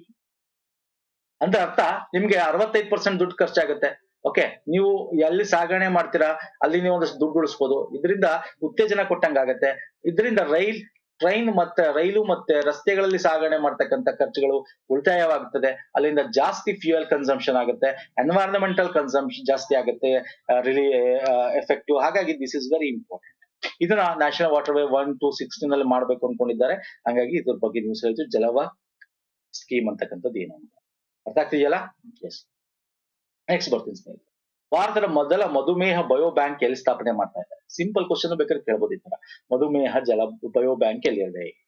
ಓಕೆ, ಎಲ್ಲಿ ಹೇಳ್ತೀರಾ? ಡಯಾಬಿಟಿಕ್ ಬಯೋ ಬ್ಯಾಂಕ್ ಯಾರು ಸ್ಥಾಪನೆ ಮಾಡ್ತಾ ಇದ್ದಾರೆ? Indian Council of Medical Research and Madras Diabetes Research Foundation. Option B. ಎಲ್ಲಿ ಸರ್? ಚೆನ್ನೈಯಲ್ಲಿ. ಇವರಿಬ್ರು ಕೊಲಾಬರೇಟಿವ್ ಆಗಿ ಚೆನ್ನೈಯಲ್ಲಿ ಮದ್ರಾಸ್ ಡಯಾಬಿಟಿಸ್ ರಿಸರ್ಚ್ ಫೌಂಡೇಶನ್ ಅಂತ ಏನ್ ಮಾಡ್ತಾರೆ ಅಂದ್ರೆ, ಈ ಏನು ಡಯಾಬಿಟಿಕ್ ಪೇಷಂಟ್ಸ್ ಗಳಿವೆ ಎಲ್ಲಾರ ಸ್ಯಾಂಪಲ್ಸ್ ಗಳು ಏನೋ ಹೋಗ್ತಾರೆ ತುಂಬಾ ಜನ ಅಲ್ವಾ, ಯಾವ್ದಕ್ಕೆ ಲ್ಯಾಬೊರೇಟರಿಗಳಿಗೆ ಚೆಕ್ ಮಾಡಕ್ಕೆ. ಅವ್ರ ಸ್ಯಾಂಪಲ್ಸ್ ಗಳನ್ನೆಲ್ಲ ಕಲೆಕ್ಟ್ ಮಾಡ್ಕೊಂಡು ಇಟ್ಕೊಳ್ತಕ್ಕಂಥದ್ದು, ಬಯೋ ಸ್ಪೆಸಿಮನ್ಸ್ ಆಗಿ ಅದನ್ನ ಸ್ಟಡಿ ಮಾಡ್ತಕ್ಕಂಥದ್ದು. ಓಕೆ, ಇದು ICMR ಇಂದ ಅಪ್ರೂವ್ ತಗೊಂಡು, Indian Council of Medical Research ಇಂದ. ಇದರಿಂದ ನಮ್ಗೆ ಏನಾಗುತ್ತೆ ಅಂದ್ರೆ, ಹೆಂಗೆ ಡಯಾಬಿಟಿಸ್ ಬರ್ತಾ ಇದೆ ಅವ್ರಿಗೆ, ಇದರಿಂದ ಏನ್ ಎಫೆಕ್ಟ್ ಆಗ್ತಾ ಇದೆ, ಯಾವ ಟೈಪ್ ಆಫ್ ಡಯಾಬಿಟಿಸ್ ಇದು, ಇದರಿಂದ ಯಾವ ರಿಲೇಟೆಡ್ ಡಿಸಾರ್ಡರ್ಸ್ ಗಳು ಬರ್ತವೆ, ಇವೆಲ್ಲ ಸ್ಟಡಿ ಮಾಡಬಹುದು. ಅದಕ್ಕೆ ತಕ್ಕಂತೆ ಸ್ಟ್ರಾಟಜಿಕ್ ಪ್ಲಾನ್ ಗಳು, ಅದ್ರ ತಕ್ಕಂತೆ ವ್ಯಾಕ್ಸಿನ್ಸ್ ಗಳು, ಮೆಡಿಸಿನ್ಸ್ ಗಳನ್ನ ಮಾಡಬಹುದು. ಸೊ ಆ ಈ ಉದ್ದೇಶದಿಂದ ಈ ಡಯಾಬಿಟಿಕ್ ಬಯೋ ಬ್ಯಾಂಕ್ ನ ಇಲ್ಲಿ ಸ್ಥಾಪನೆ ಮಾಡಿರ್ತಕ್ಕಂಥದ್ದು. ಓಕೆ, ಅರ್ಥ ಆಗ್ತಿದೆಯಲ್ಲ? Yes. Next, sorry. Waste to worth managing India's urban water crisis the waste water reuse ಎಂಬ ವರದಿಯನ್ನು ಜಂಟಿಯಾಗಿ ಬಿಡುಗಡೆ ಮಾಡಿದವರು ಯಾರು? ವೇಸ್ಟ್ ಟು ವರ್ತ್ ಅಂದ್ರೆ ಅರ್ಬನ್ ವಾಟರ್ ಕ್ರೈಸಿಸ್. ನಮ್ಮ ಅರ್ಬನ್ ನಗರಗಳಲ್ಲಿ ವೇಸ್ಟ್ ವಾಟರ್ ನ ರಿಯೂಸ್ ಮಾಡ್ತಾ ಇಲ್ಲ, ಅದನ್ನ waste to worth managing India's urban water crisis waste water reuse ಅಂತ. ರಿಯೂಸ್ ಆಗ್ಬೇಕಲ್ವಾ, ರಿಯೂಸ್ ಮಾಡ್ತಾ ಇಲ್ಲ ಎಷ್ಟೊಂದ್ ಕಡೆ. ಇದ್ರ ಬಗ್ಗೆ ಒಂದು ಕಂಪ್ಲೀಟ್ ಆದ ವರದಿಯನ್ನ ಕೊಟ್ಟಿದ್ದಾರೆ. ಯಾರು ಕೊಟ್ಟಿದ್ದಾರೆ? Centre for Science and Environment and National Mission for Clean Ganga. ಇವರು ಜಂಟಿಯಾಗಿ ಇದನ್ನ ಬಿಡುಗಡೆ ಮಾಡಿರ್ತಕ್ಕಂಥದ್ದು. ಏನಿಲ್ಲ, ಇದರಲ್ಲಿ ಹೇಳ್ತಾ ಹೋಗ್ತಾರೆ, ತುಂಬಾ ನಮ್ಮಲ್ಲಿ ಇಂಡಿಯಾದಲ್ಲಿ 28% ಅಷ್ಟು ಮಾತ್ರ million litre, 72,000 million litres of waste water generate ಆಗ್ತಾ ಇದೆ ಡೈಲಿ. ಇದನ್ನ ಟ್ರೀಟ್ ಮಾಡ್ತಾ ಇರ್ತಕ್ಕಂಥ 28% ಮಾತ್ರ. ಅಂದ್ರೆ ಇನ್ನು ನಾವು ಆಲ್ಮೋಸ್ಟ್ 72% ಅಷ್ಟು ನಾವು ಟ್ರೀಟ್ ಮಾಡ್ತಲ್ಲ, ಹಂಗೆ ವೇಸ್ಟ್ ಮಾಡ್ತಾ ಇದೀವಿ. ಓಕೆ, ಇದನ್ನ ನಮ್ಮ ಮಿನಿಸ್ಟ್ರಿ ಆಫ್ ಜಲಶಕ್ತಿ ಅಡಿಯಲ್ಲಿ ಬಿಡುಗಡೆ ಮಾಡಿರ್ತಕ್ಕಂಥದ್ದು. ಇಲ್ಲಿ ಹೇಳ್ತಾ ಹೋಗ್ತಾರೆ, ಉತ್ತರ ಪ್ರದೇಶದಲ್ಲಿ ಅನ್ಟ್ರೀಟೆಡ್ ವಾಟರ್ ಜಾಸ್ತಿ ಇದೆ ಅಂತ ಹೇಳಿ. ಟ್ರೀಟೇ ಮಾಡ್ತಾ ಇಲ್ಲ, ಯಾಕಂದ್ರೆ ಈ ವಾಟರ್ ನಮಗೆ ಮುಂದೆ ಹೋಗ್ತಾ ಹೋಗ್ತಾ ಕ್ರೈಸಿಸ್, ಇವಾಗ್ಲೇ ಕ್ರೈಸಿಸ್ ಇದೆ, ವಾಟರ್ ಕ್ರೈಸಿಸ್. ಹಾಗಾಗಿ ವೇಸ್ಟ್ ವಾಟರ್ ನ ಟ್ರೀಟ್ ಮಾಡ್ಬೇಕು, ಅದನ್ನ ನಾವು ರಿಯೂಸ್ ಮಾಡ್ಬೇಕು. ಅದರಲ್ಲಿ ಉತ್ತರ ಪ್ರದೇಶದಲ್ಲಂತೂ ಮಾಡ್ತಾನೆ ಇಲ್ಲ ಅಂತ ಹೇಳ್ತಾ ಇದ್ದಾರೆ. ಅದ್ರ next first place Uttar Pradesh, ಅಂದ್ರೆ ಅತ್ಯಂತ ಹೆಚ್ಚು ವೇಸ್ಟ್ ವಾಟರ್ ಜನರೇಟ್ ಆಗ್ತಾ ಇದೆ. ಸೆಕೆಂಡ್ ಮಹಾರಾಷ್ಟ್ರದಲ್ಲಿ ಟ್ರೀಟ್ ಜಾಸ್ತಿ ಆಗ್ತಿದೆ, ಅನ್ಟ್ರೀಟೆಡ್ ವಾಟರ್ ತುಂಬಾ ಜಾಸ್ತಿ ಇದೆ ಅದರಲ್ಲಿ. ಹಾಗೆ 3ನೇ ಪ್ಲೇಸ್ ಕರ್ನಾಟಕ ಬರುತ್ತೆ, ಅಲ್ಲೂ ಕೂಡ ಅನ್ಟ್ರೀಟೆಡ್ ವಾಟರ್ ಇದೆ. 4 ರಾಜಸ್ಥಾನ, ತಮಿಳುನಾಡು, ಡೆಲ್ಲಿ, ಹರಿಯಾಣ. ಅಂದ್ರೆ ರಾಜ್ಯಗಳನ್ನ ಇಲ್ಲಿ ಒಂದು ರ್ಯಾಂಕ್ ಮುಖಾಂತರ, ಅಂದ್ರೆ ನೀವು ರಾಜ್ಯಗಳು ಈ ಸ್ಥಾನದಲ್ಲಿದ್ರ, ನೀವು ವೇಸ್ಟ್ ವಾಟರ್ ನಿಮ್ಮಲ್ಲಿ ಜಾಸ್ತಿ ಇದೆ ಅಂತಕ್ಕಂಥದ್ದು ಇದು ಹೇಳ್ತಾ ಹೋಗುತ್ತೆ. ಯಾಕೆ ಹೇಳ್ತಾ ಹೋಗುತ್ತೆ? This is very important sir. Water ನಮ್ಗೆ security, water security is very important. Water ಇಲ್ಲ ಅಂದ್ರೆ ತುಂಬಾ ಕಷ್ಟ ಆಗುತ್ತೆ. ಹಾಗಾಗಿ ದಿಸ್ ಮೋಸ್ಟ್ ಇಂಪಾರ್ಟೆಂಟ್ ಒಂದು ರಿಪೋರ್ಟ್ ಆಗಿದೆ. ನೆಕ್ಸ್ಟ್ ಬರ್ತೀವಿ. ಇತ್ತೀಚೆಗೆ ಕೆಲವೊಮ್ಮೆ ಸುದ್ದಿಯಲ್ಲಿ ಕಂಡು ಬರುವ ಡೊನೆಟ್ಸ್ ಯಾವ ಸ್ಥಳದಲ್ಲಿದೆ? ಡೊನೆಟ್ಸ್ ಅಂತಕ್ಕಂಥದ್ದು ನಿಮ್ಗೆ ಮ್ಯಾಪ್ ನೋಡ್ತಾರೆ ಗೊತ್ತಾಗ್ಬಿಡುತ್ತೆ. ಇದು ಫಸ್ಟ್ ಯುಕ್ರೇನ್ ಅಲ್ಲಿ ಇತ್ತು, ರಷ್ಯಾ ಇದನ್ನ ಏನೋ ಕ್ಯಾಪ್ಚರ್ ಮಾಡ್ಕೊಂತು. ಡೊನೆಟ್ಸ್ ಆಗಿರ್ಬೋದು, ಲುಹಾನ್ಸ್ಕ್ ಆಗಿರ್ಬೋದು. ಈಗ ಯಾಕೆ ಸುದ್ದಿಯಲ್ಲಿತ್ತು? ಇದು ಉಕ್ರೇನ್ ಅಲ್ಲಿ ಇರ್ತಕ್ಕಂಥದ್ದು. ಇದ್ರ ಮೇಲೆ ರಷ್ಯಾ ಏನ್ ಆಕ್ರಮಣ ಮಾಡ್ಕೊಂಡು ಇಟ್ಕೊಂಡಿದೆ ಆಲ್ರೆಡಿ. ಈಗ ಇದ್ರ ಮೇಲೆ ಡ್ರೋನ್ ಅಟ್ಯಾಕ್ ಮಾಡಿದೆ ಉಕ್ರೇನ್. ನಪ್ಕ ಬಂತ ಈಗ ಲಾಸ್ಟ್ ವೀಕ್ 15 days ಮುಂಚೆ, 1 week ಮುಂಚೆ ಉಕ್ರೇನ್ ಡ್ರೋನ್ ಅಟ್ಯಾಕ್ ಮಾಡ್ತು ಅದ್ರ ಮೇಲೆ. ಓಕೆ, ಈ ತರದ್ ಕೇಳ್ತಾನೆ ಸ್ನೇಹಿತರೆ, ಪ್ಲೇಸಸ್ ಗಳು ಸುದ್ದಿಯಲ್ಲಿ ಇರೋದು ಕೇಳ್ತಾನೆ. ನಾವು ಹಾಗಾಗಿ ಪ್ಲೇಸಸ್ ಇನ್ ನ್ಯೂಸ್ ಕೂಡ ಈ ಒಂದು ಕರೆಂಟ್ ಅಫೇರ್ ಕವರ್ ಮಾಡಿರ್ತೀವಿ. ನೆಕ್ಸ್ಟ್, ಪ್ರಯಾಣ ಮತ್ತು ಪ್ರವಾಸೋದ್ಯಮ ಅಭಿವೃದ್ಧಿ ಸೂಚ್ಯಾಂಕ, travel and tourism development index 2024ಕ್ಕೆ ಸಂಬಂಧಪಟ್ಟಂತೆ. ಇದನ್ನು ವರ್ಲ್ಡ್ ಎಕನಾಮಿಕ್ ಫೋರಂ ಪ್ರಕಟಿಸಿದೆ. ಸೂಚ್ಯಾಂಕದಲ್ಲಿ 119 ದೇಶಗಳಲ್ಲಿ ಭಾರತ 31ನೇ ಸ್ಥಾನದಲ್ಲಿದೆ. ಯಾವ ಆಪ್ಷನ್ಸ್ ಕರೆಕ್ಟ್ ಹೇಳ್ತೀರಾ? ಎಸ್, ಎರಡು ಆಪ್ಷನ್ಸ್ ಕೂಡ ಕರೆಕ್ಟ್ ಇಲ್ಲ. ಆಪ್ಷನ್ 1 ಮತ್ತೆ 2. ಹೌದು, ಭಾರತದಲ್ಲಿ ನೀವು ನೋಡೋದಾದ್ರೆ 39 ಸ್ಥಾನ ರ್ಯಾಂಕ್ ಇದೆ. ಇದು ವರ್ಲ್ಡ್ ಎಕನಾಮಿಕ್ ಫೋರಂ ಬಿಡುಗಡೆ ಮಾಡೋದು. ಇದು 2ನೇ ಆವೃತ್ತಿ. 2021ರಲ್ಲಿ ಬಿಡುಗಡೆ ಮಾಡಿತ್ತು. ಅವಾಗ ಭಾರತದ ರ್ಯಾಂಕ್ ಎಷ್ಟಿತ್ತು? 54 ಇತ್ತು. ಇವಾಗ ಸೆಕೆಂಡ್ ಎಡಿಷನ್ ಇದು. ವರ್ಲ್ಡ್ ಎಕನಾಮಿಕ್ ಫೋರಂ ಬಿಡುಗಡೆ ಮಾಡಿರ್ತಕ್ಕಂಥದ್ದು. ಇವಾಗ ನಾವು ಈ 39ನೇ ಸ್ಥಾನದಲ್ಲಿ ಇದ್ವಿ ಔಟ್ ಆಫ್ 119 ಕಂಟ್ರೀಸ್. ಹೆಂಗೆ ಇದನ್ನ ನೋಡ್ತಾರೆ? ಇದನ್ನ ನೋಡೋದಾದ್ರೆ ನೋಡಿ, ಟಾಪ್ 10 ಕಂಟ್ರೀಸ್ ವರ್ಲ್ಡ್ ಎಕನಾಮಿಕ್ ನೋಡಿ. ಟ್ರಾವೆಲ್ ಅಂಡ್ ಟೂರಿಸಂ ಇಂಡೆಕ್ಸ್ ಅಂದ್ರೆ ಏನು ಸರ್? ಟ್ರಾವೆಲ್ ಎಲ್ಲ ಹೆಂಗಿದೆ, ಟೂರಿಸಂ ಹೆಂಗಿದೆ, ಅದು ಯಾವ ರೀತಿಯಾಗಿರ್ಬೋದು? ಅದು ನಾರ್ಮಲ್ ಟೂರಿಸಂ ಆಗಿರ್ಬೋದು, ಎಜುಕೇಶನ್ ಟೂರಿಸಂ, ಅಂದ್ರೆ ಹೊರ ದೇಶದಿಂದ ಹೆಂಗ್ ಅಟ್ರಾಕ್ಟ್ ಮಾಡ್ತಾ ಇದೆ, ನಿಮ್ಮಲ್ಲಿ ಎಕಾನಮಿ ಹೆಂಗ್ ಡೆವಲಪ್ ಆಗ್ತದೆ ಟೂರಿಸಂ ಇಂದ, ಈ ಬೇಸಿಸ್ ಮೇಲೆ ಅಳತೆ ಮಾಡ್ತಾರೆ. ಅದಕ್ಕೆ ಇಂಡೆಕ್ಸ್ ಗಳಿಗೆ ನೀವು ನೋಡೋದಾದ್ರೆ ಎನೇಬಲಿಂಗ್ ಎನ್ವೈರನ್ಮೆಂಟ್, ನಿಮ್ಮಲ್ಲಿ ಪರಿಸರ ವ್ಯವಸ್ಥೆ ಟೂರಿಸಂ ಹೆಂಗಿದೆ, okay, travel and tourism policy ನಿಮ್ಮಲ್ಲಿ ಹೆಂಗಿದೆ, ಇನ್ಫ್ರಾಸ್ಟ್ರಕ್ಚರ್ ಸರ್ವಿಸ್ ಹೆಂಗಿದೆ ನಿಮ್ದ್ರಲ್ಲಿ, ರಿಸೋರ್ಸಸ್ ಹೆಂಗಿದೆ ಅದಕ್ಕೆ, ಓಕೆ, ಟ್ರಾವೆಲ್ ಅಂಡ್ ಟೂರಿಸಂಗೆ ಸಸ್ಟೈನಬಿಲಿಟಿ ಹೆಂಗಿದೆ, ಈ ತರ ಈ 4ರಿಂದ 5 ಒಂದು ಇಂಡೆಕ್ಸ್ ಮೇಲೆ ಅವರು ಪಿಲ್ಲರ್ ಮೇಲೆ ಅವರು ಅಳಿತಾ ಹೋಗ್ತಾರೆ. ಇದ್ರ ಪ್ರಕಾರ ನೋಡಿ, ಟಾಪ್ 10 ಕಂಟ್ರೀಸ್ ಲಿಸ್ಟ್ ಕೊಟ್ಟಿದ್ದೀನಿ, ಇಲ್ಲಿ ನೋಡ್ಕೊಳ್ಳಿ. ಇನ್ನು ಸೌತ್ ಏಷ್ಯಾಗೆ ಬಂದ್ರೆ ಕಾಣಿಸ್ತಿಲ್ಲ ಅಂದ್ರೆ ನಾನು ಹೇಳ್ತೀನಿ, ಇಂಡಿಯಾ 39 4.25 ಒಂದು ಆವರೇಜ್ ಒಂದು ಪಾಯಿಂಟ್ ತಗೊಂಡು 39ನೇ ರ್ಯಾಂಕ್ ಅಲ್ಲಿ ಇದೆ. ಶ್ರೀಲಂಕಾ ನೋಡಿ 79ನೇ ರ್ಯಾಂಕ್ ಅಲ್ಲಿ ಇದೆ. ಓಕೆ, 121ನೇ ರ್ಯಾಂಕ್ ಅಲ್ಲಿ ಪಾಕಿಸ್ತಾನ ಇದೆ. ನೇಪಾಳ ಕೂಡ 105ನೇ ರ್ಯಾಂಕ್. ಅಂದ್ರೆ ಇಲ್ಲಿ ಎಲ್ಲಾ ಕಡೆ ನೋಡಿದ್ರೆ ನಮ್ಮ ಭಾರತ ಪರವಾಗಿಲ್ಲ. ಅಕ್ಕಪಕ್ಕದ ಸೌತ್ ಏಷ್ಯಾ ರಾಷ್ಟ್ರಗಳನ್ನ ನೋಡಿದ್ರೆ ಭಾರತ ಒಳ್ಳೆ ರ್ಯಾಂಕ್ ಅಲ್ಲಿ ಇದೆ ಅಂತ ಹೇಳಿ. ಓಕೆ, ಯಾರು ಬಿಡುಗಡೆ ಮಾಡ್ತಾರೆ? WEF, ವರ್ಲ್ಡ್ ಎಕನಾಮಿಕ್ ಫೋರಂ, ಗೊತ್ತಿಲ್ಲ. ನೆಕ್ಸ್ಟ್ ಬರ್ತೀನಿ, PAP ಬಗ್ಗೆ. ಭಾರತದಲ್ಲಿ ಸಂರಕ್ಷಿತ ಪ್ರದೇಶ ಪರವಾನಗಿ ಅಂದ್ರೆ ಪ್ರೊಟೆಕ್ಟೆಡ್ ಏರಿಯಾ ಪರ್ಮಿಟ್ ಅಂತ ಕರಿತೀವಿ. ಪ್ರೊಟೆಕ್ಟೆಡ್ ಏರಿಯಾ ಪರ್ಮಿಟ್ ಅಂತ. ನಮ್ಮ ಇನ್ನರ್ ಲೈನ್ ಪರ್ಮಿಟ್ ಬಗ್ಗೆ ಗೊತ್ತಲ್ಲ ನಿಮ್ಗೆ? ಇನ್ನರ್ ಲೈನ್ ಪರ್ಮಿಟ್ ಅಂತೆಲ್ಲ ಇದೆಯಲ್ಲ ನೋಡಿ, ನಮ್ಮ ನಾರ್ತ್ ಈಸ್ಟ್ ಅಂದ್ರೆ ಬಾರ್ಡರ್ ಸ್ಟೇಟ್ ಗಳಲ್ಲಿ ಇರುತ್ತೆ. ಓಕೆ, ಅದಕ್ಕೆ ಸಂಬಂಧಪಟ್ಟಂತೆ ಇದು ಒಂದ್ಸಲ ಕೇಳ್ಬಿಡ್ತಾನೆ ಅಂತ ತಗೊಂಡಿದ್ದೀನಿ. PAP ಆಡಳಿತವು ವಿದೇಶಿಯರ ಆದೇಶ 1958 ಮೂಲಕ ನಿರ್ವಹಿಸಲ್ಪಡುತ್ತದೆ. ಇದು ಸಂಪೂರ್ಣ ಅರುಣಾಚಲ ಪ್ರದೇಶ, ಹಿಮಾಚಲ ಪ್ರದೇಶ, ರಾಜಸ್ಥಾನ, ಉತ್ತರಾಖಂಡ ಕೆಲವು ಭಾಗ ಒಳಗೊಂಡಂತೆ ಇನ್ನರ್ ಲೈನ್ ಮತ್ತು ರಾಜ್ಯದ ಅಂತಾರಾಷ್ಟ್ರೀಯ ಗಡಿ ನಡುವಿನ ಎಲ್ಲಾ ಪ್ರದೇಶಗಳಿಗೆ ಅನ್ವಯಿಸುತ್ತದೆ. ಇದು ಕರೆಕ್ಟ್, ಇದು ಕರೆಕ್ಟ್. ಆಡಳಿತವು ಪ್ರವಾಸೋದ್ಯಮ ಉತ್ತೇಜಿಸುವ ಗುರಿಯನ್ನು ಹೊಂದಿರುವ ವಿದೇಶಿ ಪ್ರಜೆಗಳು ಯಾವುದೇ ವಿಶೇಷ ಅನುಮತಿ ಇಲ್ಲದೆ ಈ ಪ್ರದೇಶಗಳಿಗೆ ಭೇಟಿ ನೀಡಬಹುದು. This is wrong. ಮೊದಲು ಹಂಗಿತ್ತು, ಈಗ ವಾಪಸ್ ತಗೊಂಡಿದ್ದಾರೆ, ಹಾಗಾಗಿ ದಿಸ್ ಇಸ್ ರಾಂಗ್. ಕೇಂದ್ರ ವಿದೇಶಾಂಗ ವ್ಯವಹಾರಗಳ ಸಚಿವಾಲಯವು ಸಂರಕ್ಷಿತ ಪ್ರದೇಶ ಪರವಾನಗಿ ನೀಡಲು ಸಮರ್ಥ ಅಧಿಕಾರವಾಗಿದೆ. ಅಂದ್ರೆ ನಾವು ಭಾರತದ ರಾಜ್ಯಗಳಲ್ಲಿ ನೋಡಿದ್ರೆ ಸ್ನೇಹಿತರೆ, ಇಲ್ಲಿ ಅರುಣಾಚಲ, ಮಣಿಪುರ, ಮೇಘಾಲಯ, ನಾಗಾಲ್ಯಾಂಡ್, ಮಿಜೋರಾಂ ಏನ್ ಬರ್ತವೆ, ಇಲ್ಲಿ ಯಾವ ಆಪ್ಷನ್ಸ್ ಕರೆಕ್ಟ್ ಇದೆ ಅಂದ್ರೆ 1 ಮತ್ತು 2. ಇಲ್ಲಿ ನೀವು ಭಾರತದ ಬೇರೆ ರಾಜ್ಯಗಳು ಹೋಗ್ಬೇಕಂದ್ರೆ ಆ ಒಂದು ರಾಜ್ಯಗಳಿಗೆ north East inner line permit ತಗೋಬೇಕು, ಗೊತ್ತಿದೆಯಲ್ಲ, ಆ ಕೊನೆ ಎಂಡ್ ಹೋಗ್ಬೇಕು ಅಂದ್ರೆ. ಇಲ್ಲಿ 2011ರಲ್ಲಿ ಟೂರಿಸಂ ಬೂಸ್ಟ್ ಮಾಡಕ್ಕೆ ಇದನ್ನ ಪ್ರೊಟೆಕ್ಟೆಡ್ ಏರಿಯಾ ಪರ್ಮಿಟ್ ನ ತೆಗೆದಾಕಿದ್ರು. ಈಗ ಈ 3 north eastern states, Manipur, Mizoram, ನಾಗಾಲ್ಯಾಂಡ್ಗೆ ಇದನ್ನ ಇಂಟ್ರೊಡ್ಯೂಸ್ ಮಾಡಿದ್ದಾರೆ. ಇದೆಲ್ಲ ಬರುತ್ತೆ ನಮ್ಮ ಇನ್ನರ್ ಲೈನ್ ಮತ್ತೆ ಇಂಟರ್ನ್ಯಾಷನಲ್ ಬಾರ್ಡರ್ ನಡುವೆ ಬರ್ತಕ್ಕಂಥ ಪ್ರದೇಶದಲ್ಲಿ ಇದನ್ನ ನಾವು ಇದ್ ಮಾಡ್ತೀವಿ. ಆ ಒಂದು ಪ್ರದೇಶಗಳಿಗೆ ಹೋಗ್ಬೇಕು ಅಂದ್ರೆ ಇದನ್ನ ಪರ್ಮಿಟ್ ತಗೋಬೇಕು. ಇದನ್ನ union ministry of home affairs ಕೊಡುತ್ತೆ ಈ ಒಂದು ಪರ್ಮಿಟ್, ಎಕ್ಸ್ಟರ್ನಲ್ ಅಫೇರ್ಸ್ ಅಲ್ಲ. Union minister of home affairs ಇದರ ಪರ್ಮಿಟ್ ನ ಕೊಡ್ತಕ್ಕಂಥ. Next, India state of forest report ನೋಡಿ. ಇತ್ತೀಚೆಗೆ ಇದನ್ನು ಮಾಡಿದ್ವಿ ನಿಮ್ಗೆ, India state of forest report. Bharat ಒಟ್ಟು ಭೌಗೋಳಿಕ ಪ್ರದೇಶಕ್ಕೆ ಸಂಬಂಧಿಸಿದಂತೆ ಈ ಕೆಳಗಿನ ಯಾವ ರಾಜ್ಯ ಯೂನಿಯನ್ ಟೆರಿಟರಿ ಅತಿ ಹೆಚ್ಚು ಅರಣ್ಯ ಹೊಂದಿದೆ? ಅಂದ್ರೆ ಆ ರಾಜ್ಯದ ಭೌಗೋಳಿಕ ಜಿಯೋಗ್ರಫಿಕಲ್ ಏರಿಯಾಕ್ಕೆ ಸಂಬಂಧಪಟ್ಟಂತೆ ಯಾವ್ದು ಅತ್ಯಂತ ಹೆಚ್ಚು ಅರಣ್ಯನ ಹೊಂದಿದೆ ಅಂದ್ರೆ ಮಧ್ಯಪ್ರದೇಶ ಅಲ್ಲ, ಲಕ್ಷದ್ವೀಪ. ಯಾವುದು ಅತ್ಯಂತ ಹೆಚ್ಚು ಅರಣ್ಯ ಪ್ರದೇಶ ಹೊಂದಿದೆ ಅಂದ್ರೆ ಮಧ್ಯಪ್ರದೇಶ. ಭೌಗೋಳಿಕ ಪ್ರದೇಶಕ್ಕೆ ಸಂಬಂಧಪಟ್ಟಂತೆ ಅಂದ್ರೆ ಆ ಒಂದು ಭೌಗೋಳಿಕ ಪ್ರದೇಶಕ್ಕೆ ಎಷ್ಟು ನೋಡಿ. ಈಗ ನಿಮಗೆ ಇದನ್ನ ನಾನು ರಿಪೋರ್ಟ್ ನ ಇದ್ರ ಬಗ್ಗೆ ಅನಲೈಸ್ ಮಾಡೋದು ಹೇಳಿದ್ದೀನಿ, ನೋಡಿಲ್ವಾ? ಈ ವಿಡಿಯೋ ನೋಡಿ, ನಾವು ಆಲ್ರೆಡಿ ಮಾಡಿದೀವಿ. ಇದರ PDF ಕೂಡ ನಾವು ಟೆಲಿಗ್ರಾಮ್ ಅಲ್ಲಿ ಶೇರ್ ಮಾಡಿದೀವಿ, ನೋಡ್ಕೊಳ್ಳಿ. ಇಲ್ಲಿ ಏನು ಅಂತಂದ್ರೆ ಈಗ ಪರ್ಸೆಂಟೇಜ್ ನಿಮ್ಗೆ ಗೊತ್ತು, ಲಕ್ಷದ್ವೀಪ, ಮಿಜೋರಾಂ ಚಿಕ್ಕ ಪ್ರದೇಶ, ಆದ್ರೆ ಅದು ಕಾಡುಗಳು ಜಾಸ್ತಿ ಇದೆ. ಅಂದ್ರೆ ಈ ಲಕ್ಷದ್ವೀಪಲ್ಲಿ 91% ಅಷ್ಟು ನಿಮ್ಗೆ ಅರಣ್ಯ ಸಿಗುತ್ತೆ ಆ ಒಂದು ಏರಿಯಾಕ್ಕೆ ಹೋಲ್ಸಿದ್ರೆ. ಓಕೆ, ಆ ಏರಿಯಾ 100% ಇದೆ, 91% ಅರಣ್ಯ ಇದೆ. ಮಿಜೋರಾಂ ಅಲ್ಲಿ 85% ಅರಣ್ಯ ಇದೆ. ಅಂಡಮಾನ್ ಈಕ್ವಲ್ 80, ಅದೇ ಜಿಯೋಗ್ರಫಿಕಲ್ ಏರಿಯಾಗೆ ಸಂಬಂಧಪಟ್ಟಂತೆ.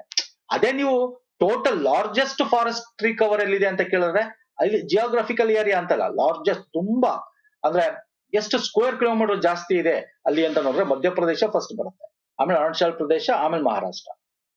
ಇದು ಗೊತ್ತಿರಬೇಕು ನಿಮ್ಗೆ. ಇನ್ನು ಅದು ಬಿಟ್ಟು ಪ್ರೀವಿಯಸ್ 2021ಕ್ಕೆ ನಾವು ಹೋಲ್ಸ್ಕೊಂಡ್ರೆ ಈಗ 2023ರ ಒಂದು ಏನು India forest state forest report ಬಿಡುಗಡೆ ಆಗಿದೆ. ಯಾವ ಒಂದು ರಾಜ್ಯಗಳಲ್ಲಿ ಇನ್ಕ್ರೀಸ್ ಆಗಿದೆ ಅರಣ್ಯ ಅಂದ್ರೆ ಛತ್ತೀಸ್ಗಢ ಅಲ್ಲಿ, ಉತ್ತರ ಪ್ರದೇಶ, ಒಡಿಶಾ, ರಾಜಸ್ಥಾನದಲ್ಲಿ ಇನ್ಕ್ರೀಸ್ ಆಗಿದೆ. ಇವೆಲ್ಲ ಕೇಳ್ತಾನೆ ನೋಡ್ಕೊಳ್ಳಿ. ಹಾಗೆ ನಮ್ಮ ಮ್ಯಾಂಗ್ರೋವ್ ಕವರ್ ಕೂಡ ಇನ್ಕ್ರೀಸ್ ಆಗಿದೆ, ಎಷ್ಟು ಕಿಲೋಮೀಟರ್ ಇದೆ ಅಂತಾನೆ ಕೇಳ್ತಾನೆ. ಹಾಗಾಗಿ ದಿಸ್ ವೆರಿ ಇಂಪಾರ್ಟೆಂಟ್. ಓಕೆ, ಇದನ್ನ ನಾವು ಮಾಡಿದೀವಿ ಇನ್ನೂ ಡೀಟೇಲ್ ಆಗಿ ಸ್ನೇಹಿತರೆ ನೋಡ್ಕೊಳ್ಳಿ. ಇದರಲ್ಲಿ ಕಾನ್ಸೆಪ್ಟ್ಸ್ ಗಳು ಎಕ್ಸ್ಪ್ಲೇನ್ ಮಾಡಿದೀವಿ. ನಾನು ಲಿಂಕ್ ಬೇಕಂತಂದ್ರೆ ನಮ್ಮ ಟೆಲಿಗ್ರಾಮ್ ಲಿಂಕ್ ಅನ್ನ ಶೇರ್ ಮಾಡಿದ್ವಿ, ಶೇರ್ ಮಾಡ್ತೀನಿ ಒಂದ್ಸಲ. ನೆಕ್ಸ್ಟ್, ಕೆಳಗಿನ ಹೇಳಿಕೆಗಳನ್ನು ಪರಿಗಣಿಸಿ. ಭಾರತೀಯ ರಾಷ್ಟ್ರೀಯ ಕಾಂಗ್ರೆಸ್ನ ಮೊದಲ ಮಹಿಳಾ ಅಧ್ಯಕ್ಷ ಸರೋಜಿನಿ ನಾಯ್ಡು, ಭಾರತೀಯ ರಾಷ್ಟ್ರೀಯ ಕಾಂಗ್ರೆಸ್ನ ಮೊದಲ ಮುಸ್ಲಿಂ ಅಧ್ಯಕ್ಷ ಬದ್ರುದ್ದೀನ್ ತ್ಯಾಬ್ಜಿ.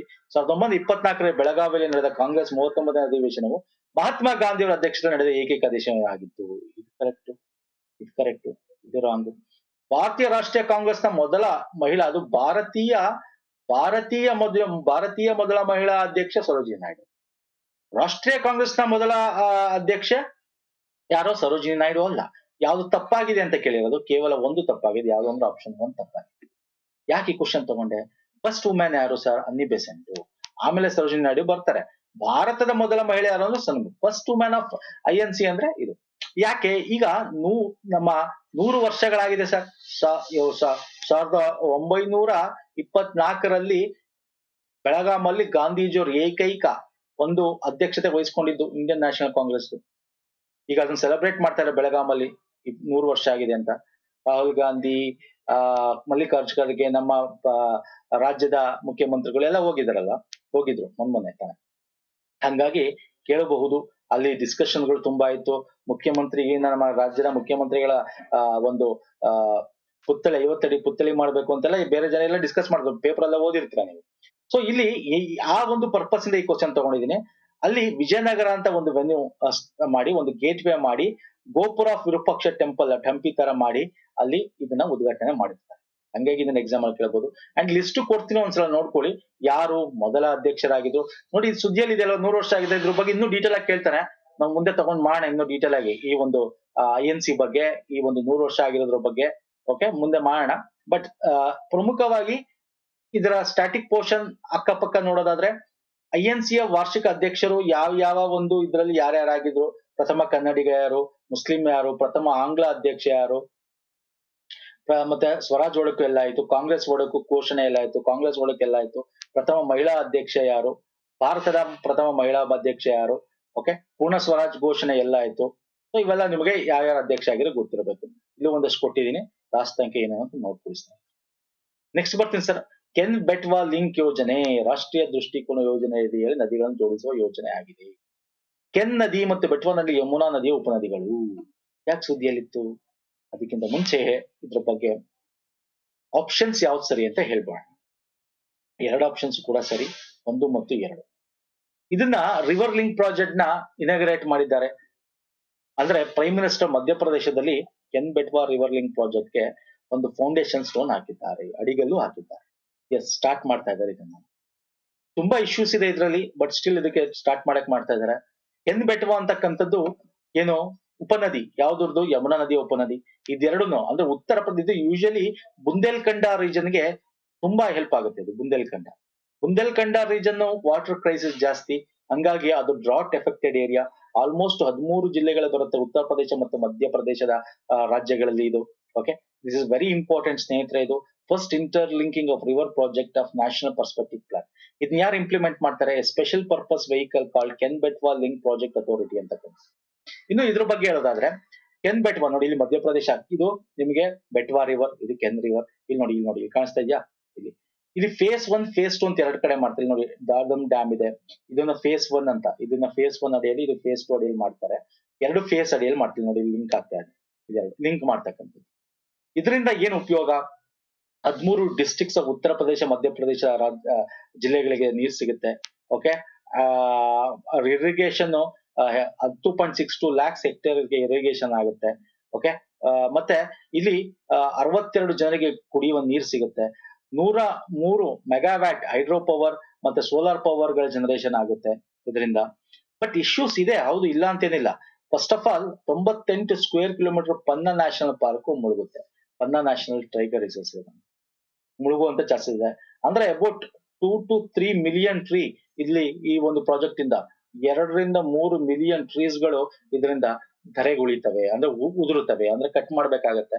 ಇವೆಲ್ಲ ಇಶ್ಯೂಸ್ ಗಳು ಅದ್ರಲ್ಲಿ ಇದೆ, ಬಟ್ ಸ್ಟಿಲ್ ಮಾಡ್ತಾ ಇದಾರೆ. ಇನ್ನು ರಿವರ್ ಲಿಂಕಿಂಗ್ ಪ್ರಾಜೆಕ್ಟ್ ಬಗ್ಗೆ ಬೇಕಾದ್ರೆ ಎಕ್ಸಾಮ್ ಅಲ್ಲಿ ಕೇಳಬಹುದು. ನ್ಯಾಷನಲ್ ರಿವರ್ ಲಿಂಕಿಂಗ್ ಪ್ರಾಜೆಕ್ಟ್ ಇದನ್ನ 1980ರಲ್ಲಿ ನಾವು ತರ್ತಕ್ಕಂಥ ಗೌರ್ಮೆಂಟ್ ಆಫ್ ಇಂಡಿಯಾ ಇದನ್ನ ಮಾಡಬೇಕು ಅಂತ ಹೇಳಿ ಇದನ್ನ ಆ ಟೈಮ್ ಅಲ್ಲಿ ಹೇಳ್ತಾರೆ. National water development authority agency ಅಡಿಯಲ್ಲಿ ಇದನ್ನ ಮಾಡಬೇಕು ಅಂತ 2 ಕಾಂಪೊನೆಂಟ್ ಆಗಿ ಮಾಡ್ತಾರೆ. ಒಂದು ನಮ್ಮ ಪೆನಿನ್ಸುಲಾರ್ ಕಾಂಪೊನೆಂಟ್ ಅಂತ, ಅಂದ್ರೆ ನಮ್ಮ ದಕ್ಕನ್ ಪ್ರಸ್ಥಭೂಮಿ ಅಥವಾ ನಮ್ಮ ಪರ್ಯಾಯ ಪ್ರಸ್ಥ ಒಂದು ಏನು ಇದೆ ಅಲ್ಲಿ 16 ಪ್ರಾಜೆಕ್ಟ್ಗಳು, ಹಿಮಾಲಯನ್ ರಿವರ್ಸ್ 14 ಲಿಂಕ್ ಗಳನ್ನ ಮಾಡಬೇಕು ಅಂತ. ಇಲ್ಲಿ ನೋಡಿ ಕೆನ್ ಬೆಟ್ ಇಲ್ಲಿ ನಾನು ಕೊಟ್ಟಿದ್ದೀನಿ ನೋಡಿ ಪೆನಿನ್ಸುಲಾರ್ ರಿವರ್ಗಳು ಯಾವ್ದಾವ್ದಿದೆ ಅಂತ. ಫಾರ್ ಎಕ್ಸಾಂಪಲ್ ಕೃಷ್ಣ ಆಗಿರ್ಬೋದು, ಕಾವೇರಿ, ಮತ್ತೆ ಗುಂಡಾರ್, ವೈಗಲ್, ಮತ್ತೆ ಕೆನ್ ಬೆಟ್ವಾ ಆಗಿರ್ಬೋದು, ಮತ್ತೆ ಕೃಷ್ಣ ನಾಗಾರ್ಜುನ ಸಾಗರ ಪೆನ್ನಾರ್ ಆಗಿರ್ಬೋದು, ಕೃಷ್ಣ ಪೆನ್ನಾರ್ ಆಗಿರ್ಬೋದು, ಗೋದಾವರಿ ಮತ್ತೆ ಕೃಷ್ಣ ಆಗಿರ್ಬೋದು. ಸೊ ಈ ತರ ಸಣ್ಣ ಎಲ್ಲೆಲ್ಲ ಆಗುತ್ತೆ ಇಲ್ಲಿ ನೋಡಿ. ಇಲ್ಲಿ ನಿಮ್ಗೆ ರೆಡ್ ಕಲರ್ ಕಾಣ್ತಿದೆಯಲ್ಲ, ಇದು ಲಿಂಕ್ ಆಗೋದು, ರೆಡ್ ಕಲರ್ ಕಾಣ್ತಿದೆ, ಇದು ಲಿಂಕ್ ಆಗೋದು. ಅರ್ಥ ಆಗ್ತಿದಾ? ಇಲ್ಲಿ ನೇತ್ರಾವತಿ ಮತ್ತೆ ಹೇಮಾವತಿ ಲಿಂಕ್ ಆಗಿರ್ಬೋದು. ನೋಡಿ ನೇತ್ರಾವತಿ ಹೇಮಾವತಿ ಲಿಂಕ್ ಆಗ, ಮತ್ತೆ ಬೇಟ್ಟಿ ವರದಾ ಲಿಂಕ್ ಆಗಿರ್ಬೋದು. ಇಲ್ಲಿ ನೋಡಿ ಲಿಂಕಿಂಗ್ ಪ್ರಾಜೆಕ್ಟ್ಸ್. ಅಕ್ಕಪಕ್ಕ ನದಿಗಳನ್ನ ಲಿಂಕ್ ಮಾಡಬೇಕು. ಯಾವ್ದು ಹತ್ತತ್ರ ಇದೆ ಅದನ್ನ ಲಿಂಕ್ ಮಾಡ್ತಕ್ಕಂಥದ್ದು. ಓಕೆ. ಸೊ ಅವಾಗ ಅಲ್ಲಿರೋರ್ಗೆ ನೀರ್ ಕೊಡಕ್ಕಾಗತ್ತೆ, ಇಲ್ಲಿ ಇರಲಿಲ್ಲ ಅಂದ್ರೆ ಅಲ್ಲಿ ನೀರ್ ಕೊಡಬಹುದು, ಆತರ ಮಾಡಕ್ಕೆ. ಓಕೆ. ಸೊ ನೋಡ್ಕೊಳ್ಳಿ ಒಂದ್ಸಲ ಇದನ್ನ. ರಾಷ್ಟ್ರೀಯ ನಗರ ಸಹಕಾರ ಹಣಕಾಸು ಸಂಸ್ಥೆ ಮತ್ತು ಅಭಿವೃದ್ಧಿ ನಿಗಮ, ಓಕೆ, ಇದನ್ನ ಎಸ್ಟಾಬ್ಲಿಷ್ ಮಾಡ್ತಾ ಇದ್ದಾರೆ. National urban cooperative finance and corporation development ಅಂತ. ಇದೊಂದು ಅರ್ಬನ್ ಕೋಆಪರೇಟಿವ್ ಬ್ಯಾಂಕ್ ನ ಅಂಬ್ರೆಲಾ ಸಂಸ್ಥೆ, ಛತ್ರಿ ಅಂತ ಕರಿತಿಲ್ಲ, ಅಂಬ್ರೆಲಾ ಸಂಸ್ಥೆಯಾಗಿ ಸ್ಥಾಪಿಸುತ್ತಾರೆ. Yes, correct. RBI ಮಾರ್ಗಸೂಚಿ ಪ್ರಕಾರ NUCFDC ಸ್ವಯಂ ನಿಯಂತ್ರಿತ ಸಂಸ್ಥೆ ಆಗಿದೆ, ಸೆಲ್ಫ್ ರೆಗ್ಯುಲೇಟರಿ ಬಾಡಿ. ಹೌದು ಸರ್, RBI ಒಂದಷ್ಟು ಪಾಲಿಸಿ ಒಂದಷ್ಟು ಇದನ್ನ ಕೊಡ್ತಾರೆ, ಅದ್ರ ಪ್ರಕಾರ ಇದು ತನ್ನ ಸೆಲ್ಫ್ ರೆಗ್ಯುಲೇಟ್ ಆಗಿ ಕಾರ್ಯನಿರ್ವಹಿಸುತ್ತೆ. ಕೋಆಪರೇಟಿವ್ ವೆರಿ ಇಂಪಾರ್ಟೆಂಟ್ ಸರ್, ಎಕ್ಸಾಮ್ಸ್ಗೆ ಸಿಲೆಬಸ್ ಅಲ್ಲಿ ಇದೆ. ಓಕೆ. NUCFDC ಗಾಗಿ ಪಾವತಿಸಿದ ಬಂಡವಾಳ ಅವಶ್ಯಕತೆಯು RBI ನೋಂದಣಿ 1 ವರ್ಷದೊಳಗೆ 500 ಕೋಟಿ ಆಗಿರುತ್ತೆ. This is wrong. 500 ಕೋಟಿ ಅಲ್ಲ, 300 ಕೋಟಿ ಅಲ್ವಾ? So option 1 and 2 is the right answer. ಹೇಳ್ತೀನಿ ಏನು ಅಂತ. ಇದೊಂದು ಅಂಬ್ರೆಲಾ ಆರ್ಗನೈಸೇಷನ್ ನೋಡಿ. ಅರ್ಬನ್ ಕೋಆಪರೇಟಿವ್ ಬ್ಯಾಂಕ್ ನ ಉತ್ತೇಜನ ಮಾಡಬೇಕು, ಅದಕ್ಕೂ ಸಹಾಯಗಳು ಮಾಡಬೇಕು. ಹಾಗಾಗಿ national urban cooperative finance development corporation ಅಂತ ಎಸ್ಟಾಬ್ಲಿಷ್ ಮಾಡ್ತಾ ಇರ್ತಕ್ಕಂಥ. RBI ನ ಅಡಿಯಲ್ಲಿ ಸೆಲ್ಫ್ ರೆಗ್ಯುಲೇಟರಿ ಆರ್ಗನೈಸೇಷನ್ ಇದು ಕೆಲಸ ಮಾಡುತ್ತೆ. ಇದರ ಪೇಡ್ ಅಪ್ ಕ್ಯಾಪಿಟಲ್ ಸ್ಥಾಪನೆ ಆಗಿದ್ದ ದಿನದಿಂದ 300 ಕೋಟಿ, ವಿತಿನ್ 1 year ಅಷ್ಟಲ್ಲಿ 300 ಕೋಟಿ ಅದು ರೆಡಿ ಇಟ್ಕೊಂಡಿರ್ಬೇಕು. ಅವಾಗ ಆ ಒಂದು ಪೇಡ್ ಅಪ್ ಕ್ಯಾಪಿಟಲ್ ಇಟ್ಕೊಂಡು ಬೇರೆ ಬೇರೆ ಅರ್ಬನ್ ಕೋಆಪರೇಟಿವ್ ಬ್ಯಾಂಕ್ಗಳಿಗೆ ಹೆಲ್ಪ್ ಮಾಡೋಕ್ಕೋಸ್ಕರ ಇದನ್ನ ಸ್ಥಾಪನೆ ಮಾಡ್ತಾ ಇರ್ತಕ್ಕಂಥ. ಕೇಳಬಹುದು NUCFDC ಅಂದ್ರೆ ಏನು ಅಂತ. ನೆಕ್ಸ್ಟ್ ಬರ್ತೀನಿ. ಈ ಕೆಳಗಿನ ಸ್ಥಳೀಯ ವಿಂಡ್ಗಳು, ಲೋಕಲ್ ವಿಂಡ್ಸ್ ಬಗ್ಗೆ ನಿಮ್ಗೆ ಕೇಳ್ತಾ ಇದ್ದೀನಿ. ಲೋಕಲ್ ವಿಂಡ್ಸ್ ಗಳು ಮೊನ್ನೆ ಕೂಡ ಬಂದಿತ್ತು ಎಕ್ಸಾಮ್ ಅಲ್ಲಿ. ಈಗ ಸುದ್ದಿಯಲ್ಲಿತ್ತು. ಯಾವ ಸುದ್ದಿಯಲ್ಲಿತ್ತು? ಸಂಟ ಆನ ಸುದ್ದಿಯಲ್ಲಿತ್ತು. ಸಂಟ ಆನ, ಚಿನೂಕ್, ಹರ್ಮಟನ್, ಬೋರಾ. ಇದು ಯಾವ ಟೈಪ್ ಆಫ್ ವಿಂಡ್? ಇದು ವಿಂಡ್ ಪ್ರಕಾರ, ಗಾಳಿ ಪ್ರಕಾರ. ಬಿಸಿ ಮತ್ತು ಶುಷ್ಕ, ಬೆಚ್ಚಗಿನ ಮತ್ತು ತೇವ, ಶೀತ ಮತ್ತು ಶುಷ್ಕ, ಶೀತ ಮತ್ತು ಶುಷ್ಕ. ಯಾವ ಪ್ರದೇಶದಲ್ಲಿ ಕಂಡು ಬರುತ್ತೆ? ಇದರಲ್ಲಿ ಆಲ್ರೆಡಿ ಹೊಂದಿಸಿ ಬರಿಯರಿ ಮಾಡಾಗಿದೆ. ಎಷ್ಟು ಜೋಡಿಗಳು ಸರಿ ಅಂತ ಹೇಳಬೇಕು. ಇಲ್ಲಿ ಎಲ್ಲಾ ಜೋಡಿಗಳು ಸರಿ ಇದೆ. ಇಲ್ಲಿ ಇಂಗ್ಲಿಷ್ ಅಲ್ಲೇ ಕೊಟ್ಟಿದ್ದೀನಿ. ಏನಕ್ಕೆ ಸುದ್ದಿಯಲ್ಲಿತ್ತು ನೋಡಿ? ಸಂಟ ಆನ ಅಂತಕ್ಕಂಥ ಒಂದು ವಿಂಡ್, ಕ್ಲೈಮೇಟ್ ಲೋಕಲ್ ವಿಂಡ್ ನಮ್ಮ ಕ್ಯಾಲಿಫೋರ್ನಿಯಾದಲ್ಲಿ ಹತ್ರ ನೋಡಬಹುದು. ಅಲ್ಲಿ ವೈಲ್ಡ್ ಫೈರ್, ಇನ್ ಮಲಿಬು ಅನ್ನೋ ಒಂದು ಜಾಗದಲ್ಲಿ ವೈಲ್ಡ್ ಫೈರ್, ಆ ಒಂದು ಬಿಸಿ ಗಾಳಿಯಿಂದ ಏನಾಗ್ತದೆ, ಜಾಸ್ತಿ ಬೆಂಕಿ, ಈ ತರ ಹಾಟ್ ಅಂಡ್ ಡ್ರೈ ವಿಂಡ್ ಇದು ಕ್ಯಾಲಿಫೋರ್ನಿಯಾ US ಅಲ್ಲಿ ಬರ್ತಕ್ಕಂಥದ್ದು. ಸುದ್ದಿಯಲ್ಲಿತ್ತು, ಹಾಗಾಗಿ ತಗೊಂಡಿದ್ದೀನಿ. ಇನ್ ಬೇರೆದೆಲ್ಲ ಆಪ್ಷನ್ಸ್ ಕರೆಕ್ಟ್ ಇದೆ, ಕರೆಕ್ಟ್ಲಿ ಮ್ಯಾಚ್ ಮಾಡ್ಕೊಟ್ಟಿರೋದು. ಆಪ್ಷನ್ ಅನ್ನು ನಿಮಗೆ ಮ್ಯಾಪ್ ಅಲ್ಲಿ ತೋರಿಸ್ತೀನಿ ನೋಡಿ. ಸಂಟ ಆನ ಆಗಿರ್ಬೋದು, ಚಿನೂಕ್ ಆಗಿರ್ಬೋದು, ಬ್ಲಿಝರ್ಡ್ ಆಗಿರ್ಬೋದು, ಎಲ್ಲ ಹೊಂದಿಸಿ ಬರೀರಿ ಕೇಳ್ತಾನೆ. ಸಿರಕ್ಕೋ ಕೇಳಿದ್ದಾನೆ ಮೊನ್ನೆ ಕೂಡ, PDO ಎಕ್ಸಾಮ್ ಗಳಲ್ಲಿ ಕೇಳಿದ್ದಾನೆ, ಗ್ರೂಪ್ C ಎಕ್ಸಾಮ್ ಅಲ್ಲಿ ಕೇಳಿದ್ದಾನೆ. ಸೊ ನಾ ಈಗ ಕೊಟ್ಟಿದ್ದೀನಿ, ನೋಡ್ಕೊಳ್ಳಿ ಸ್ನೇಹಿತರೆ. ವೆರಿ ಇಂಪಾರ್ಟೆಂಟ್ ಇದು. ಲೋಕಲ್ ವಿಂಡ್ಸ್ ಬಗ್ಗೆ ಕೇಳ್ತಾನೆ. ಓಕೆ. ಇದಿಷ್ಟು ಪ್ರಮುಖವಾಗಿತ್ತು. ನಾವು ಪ್ರೀವಿಯಸ್ ಮಾಡಿರ್ತಕ್ಕಂಥ ವೀಕ್ಲಿ ಕರೆಂಟ್ ಅಫೇರ್ಸ್ ನೀವು ನೋಡಬಹುದು, ಮಂತ್ಲಿ ಕರೆಂಟ್ ಅಫೇರ್ಸ್, ಇವೆಲ್ಲ ಪ್ಲೇ ಲಿಸ್ಟ್ ಗಳಲ್ಲಿ ಲಿಸ್ಟ್ ಕೊಡ್ತೀನಿ. ಅಂಡ್ ಇಷ್ಟ ಆಗಿರೋ ವಿಡಿಯೋನ ಲೈಕ್ ಮಾಡಿ, ಶೇರ್ ಮಾಡಿ, ಸಬ್ಸ್ಕ್ರೈಬ್ ಮಾಡ್ಕೊಳ್ಳಿ. ಮೋಸ್ಟ್ ಇಂಪಾರ್ಟೆಂಟ್ ನಾ ಕರೆಂಟ್ ಅಫೇರ್ಸ್ ನಾವು ಡೀಟೇಲ್ ಆಗಿ ಡಿಸ್ಕಸ್ ಮಾಡ್ತೀವಿ. ಇದರ PDF ನಿಮಗೆ ನಮ್ಮ ಟೆಲಿಗ್ರಾಮ್ ಅಲ್ಲಿ ಸಿಗುತ್ತೆ. ನಮ್ಮ ಟೆಲಿಗ್ರಾಮ್, ಇನ್ಸ್ಟಾಗ್ರಾಮ್ ಫಾಲೋ ಮಾಡಿ ಮಾಡ್ಕೊಳ್ಳಿ. ಲಿಂಕ್ ಡಿಸ್ಕ್ರಿಪ್ಷನ್ ಬಾಕ್ಸ್ ಅಲ್ಲಿ ಕೊಟ್ಟಿರ್ತೀನಿ. ಅಲ್ಲಿಂದ ಹೋಗಿ ಜಾಯ್ನ್ ಆಗ್ಬೋದು. ಅಥವಾ ಪುನೀತ್ ಫಾರ್ಮಲ್ ಸರ್ಚ್ ಮಾಡಿ, ಈ ರೀತಿ ಸಿಂಬಲ್ ಸಿಗುತ್ತೆ, ಜಾಯ್ನ್ ಆಗ್ಬೋದು. ಸೊ ನೆಕ್ಸ್ಟ್ ವಿಡಿಯೋ ಪುನಃ ಸಿಗ್ತೀನಿ. ನಮಸ್ಕಾರ, ಧನ್ಯವಾದಗಳು, ಥ್ಯಾಂಕ್ ಯು ಸೋ ಮಚ್.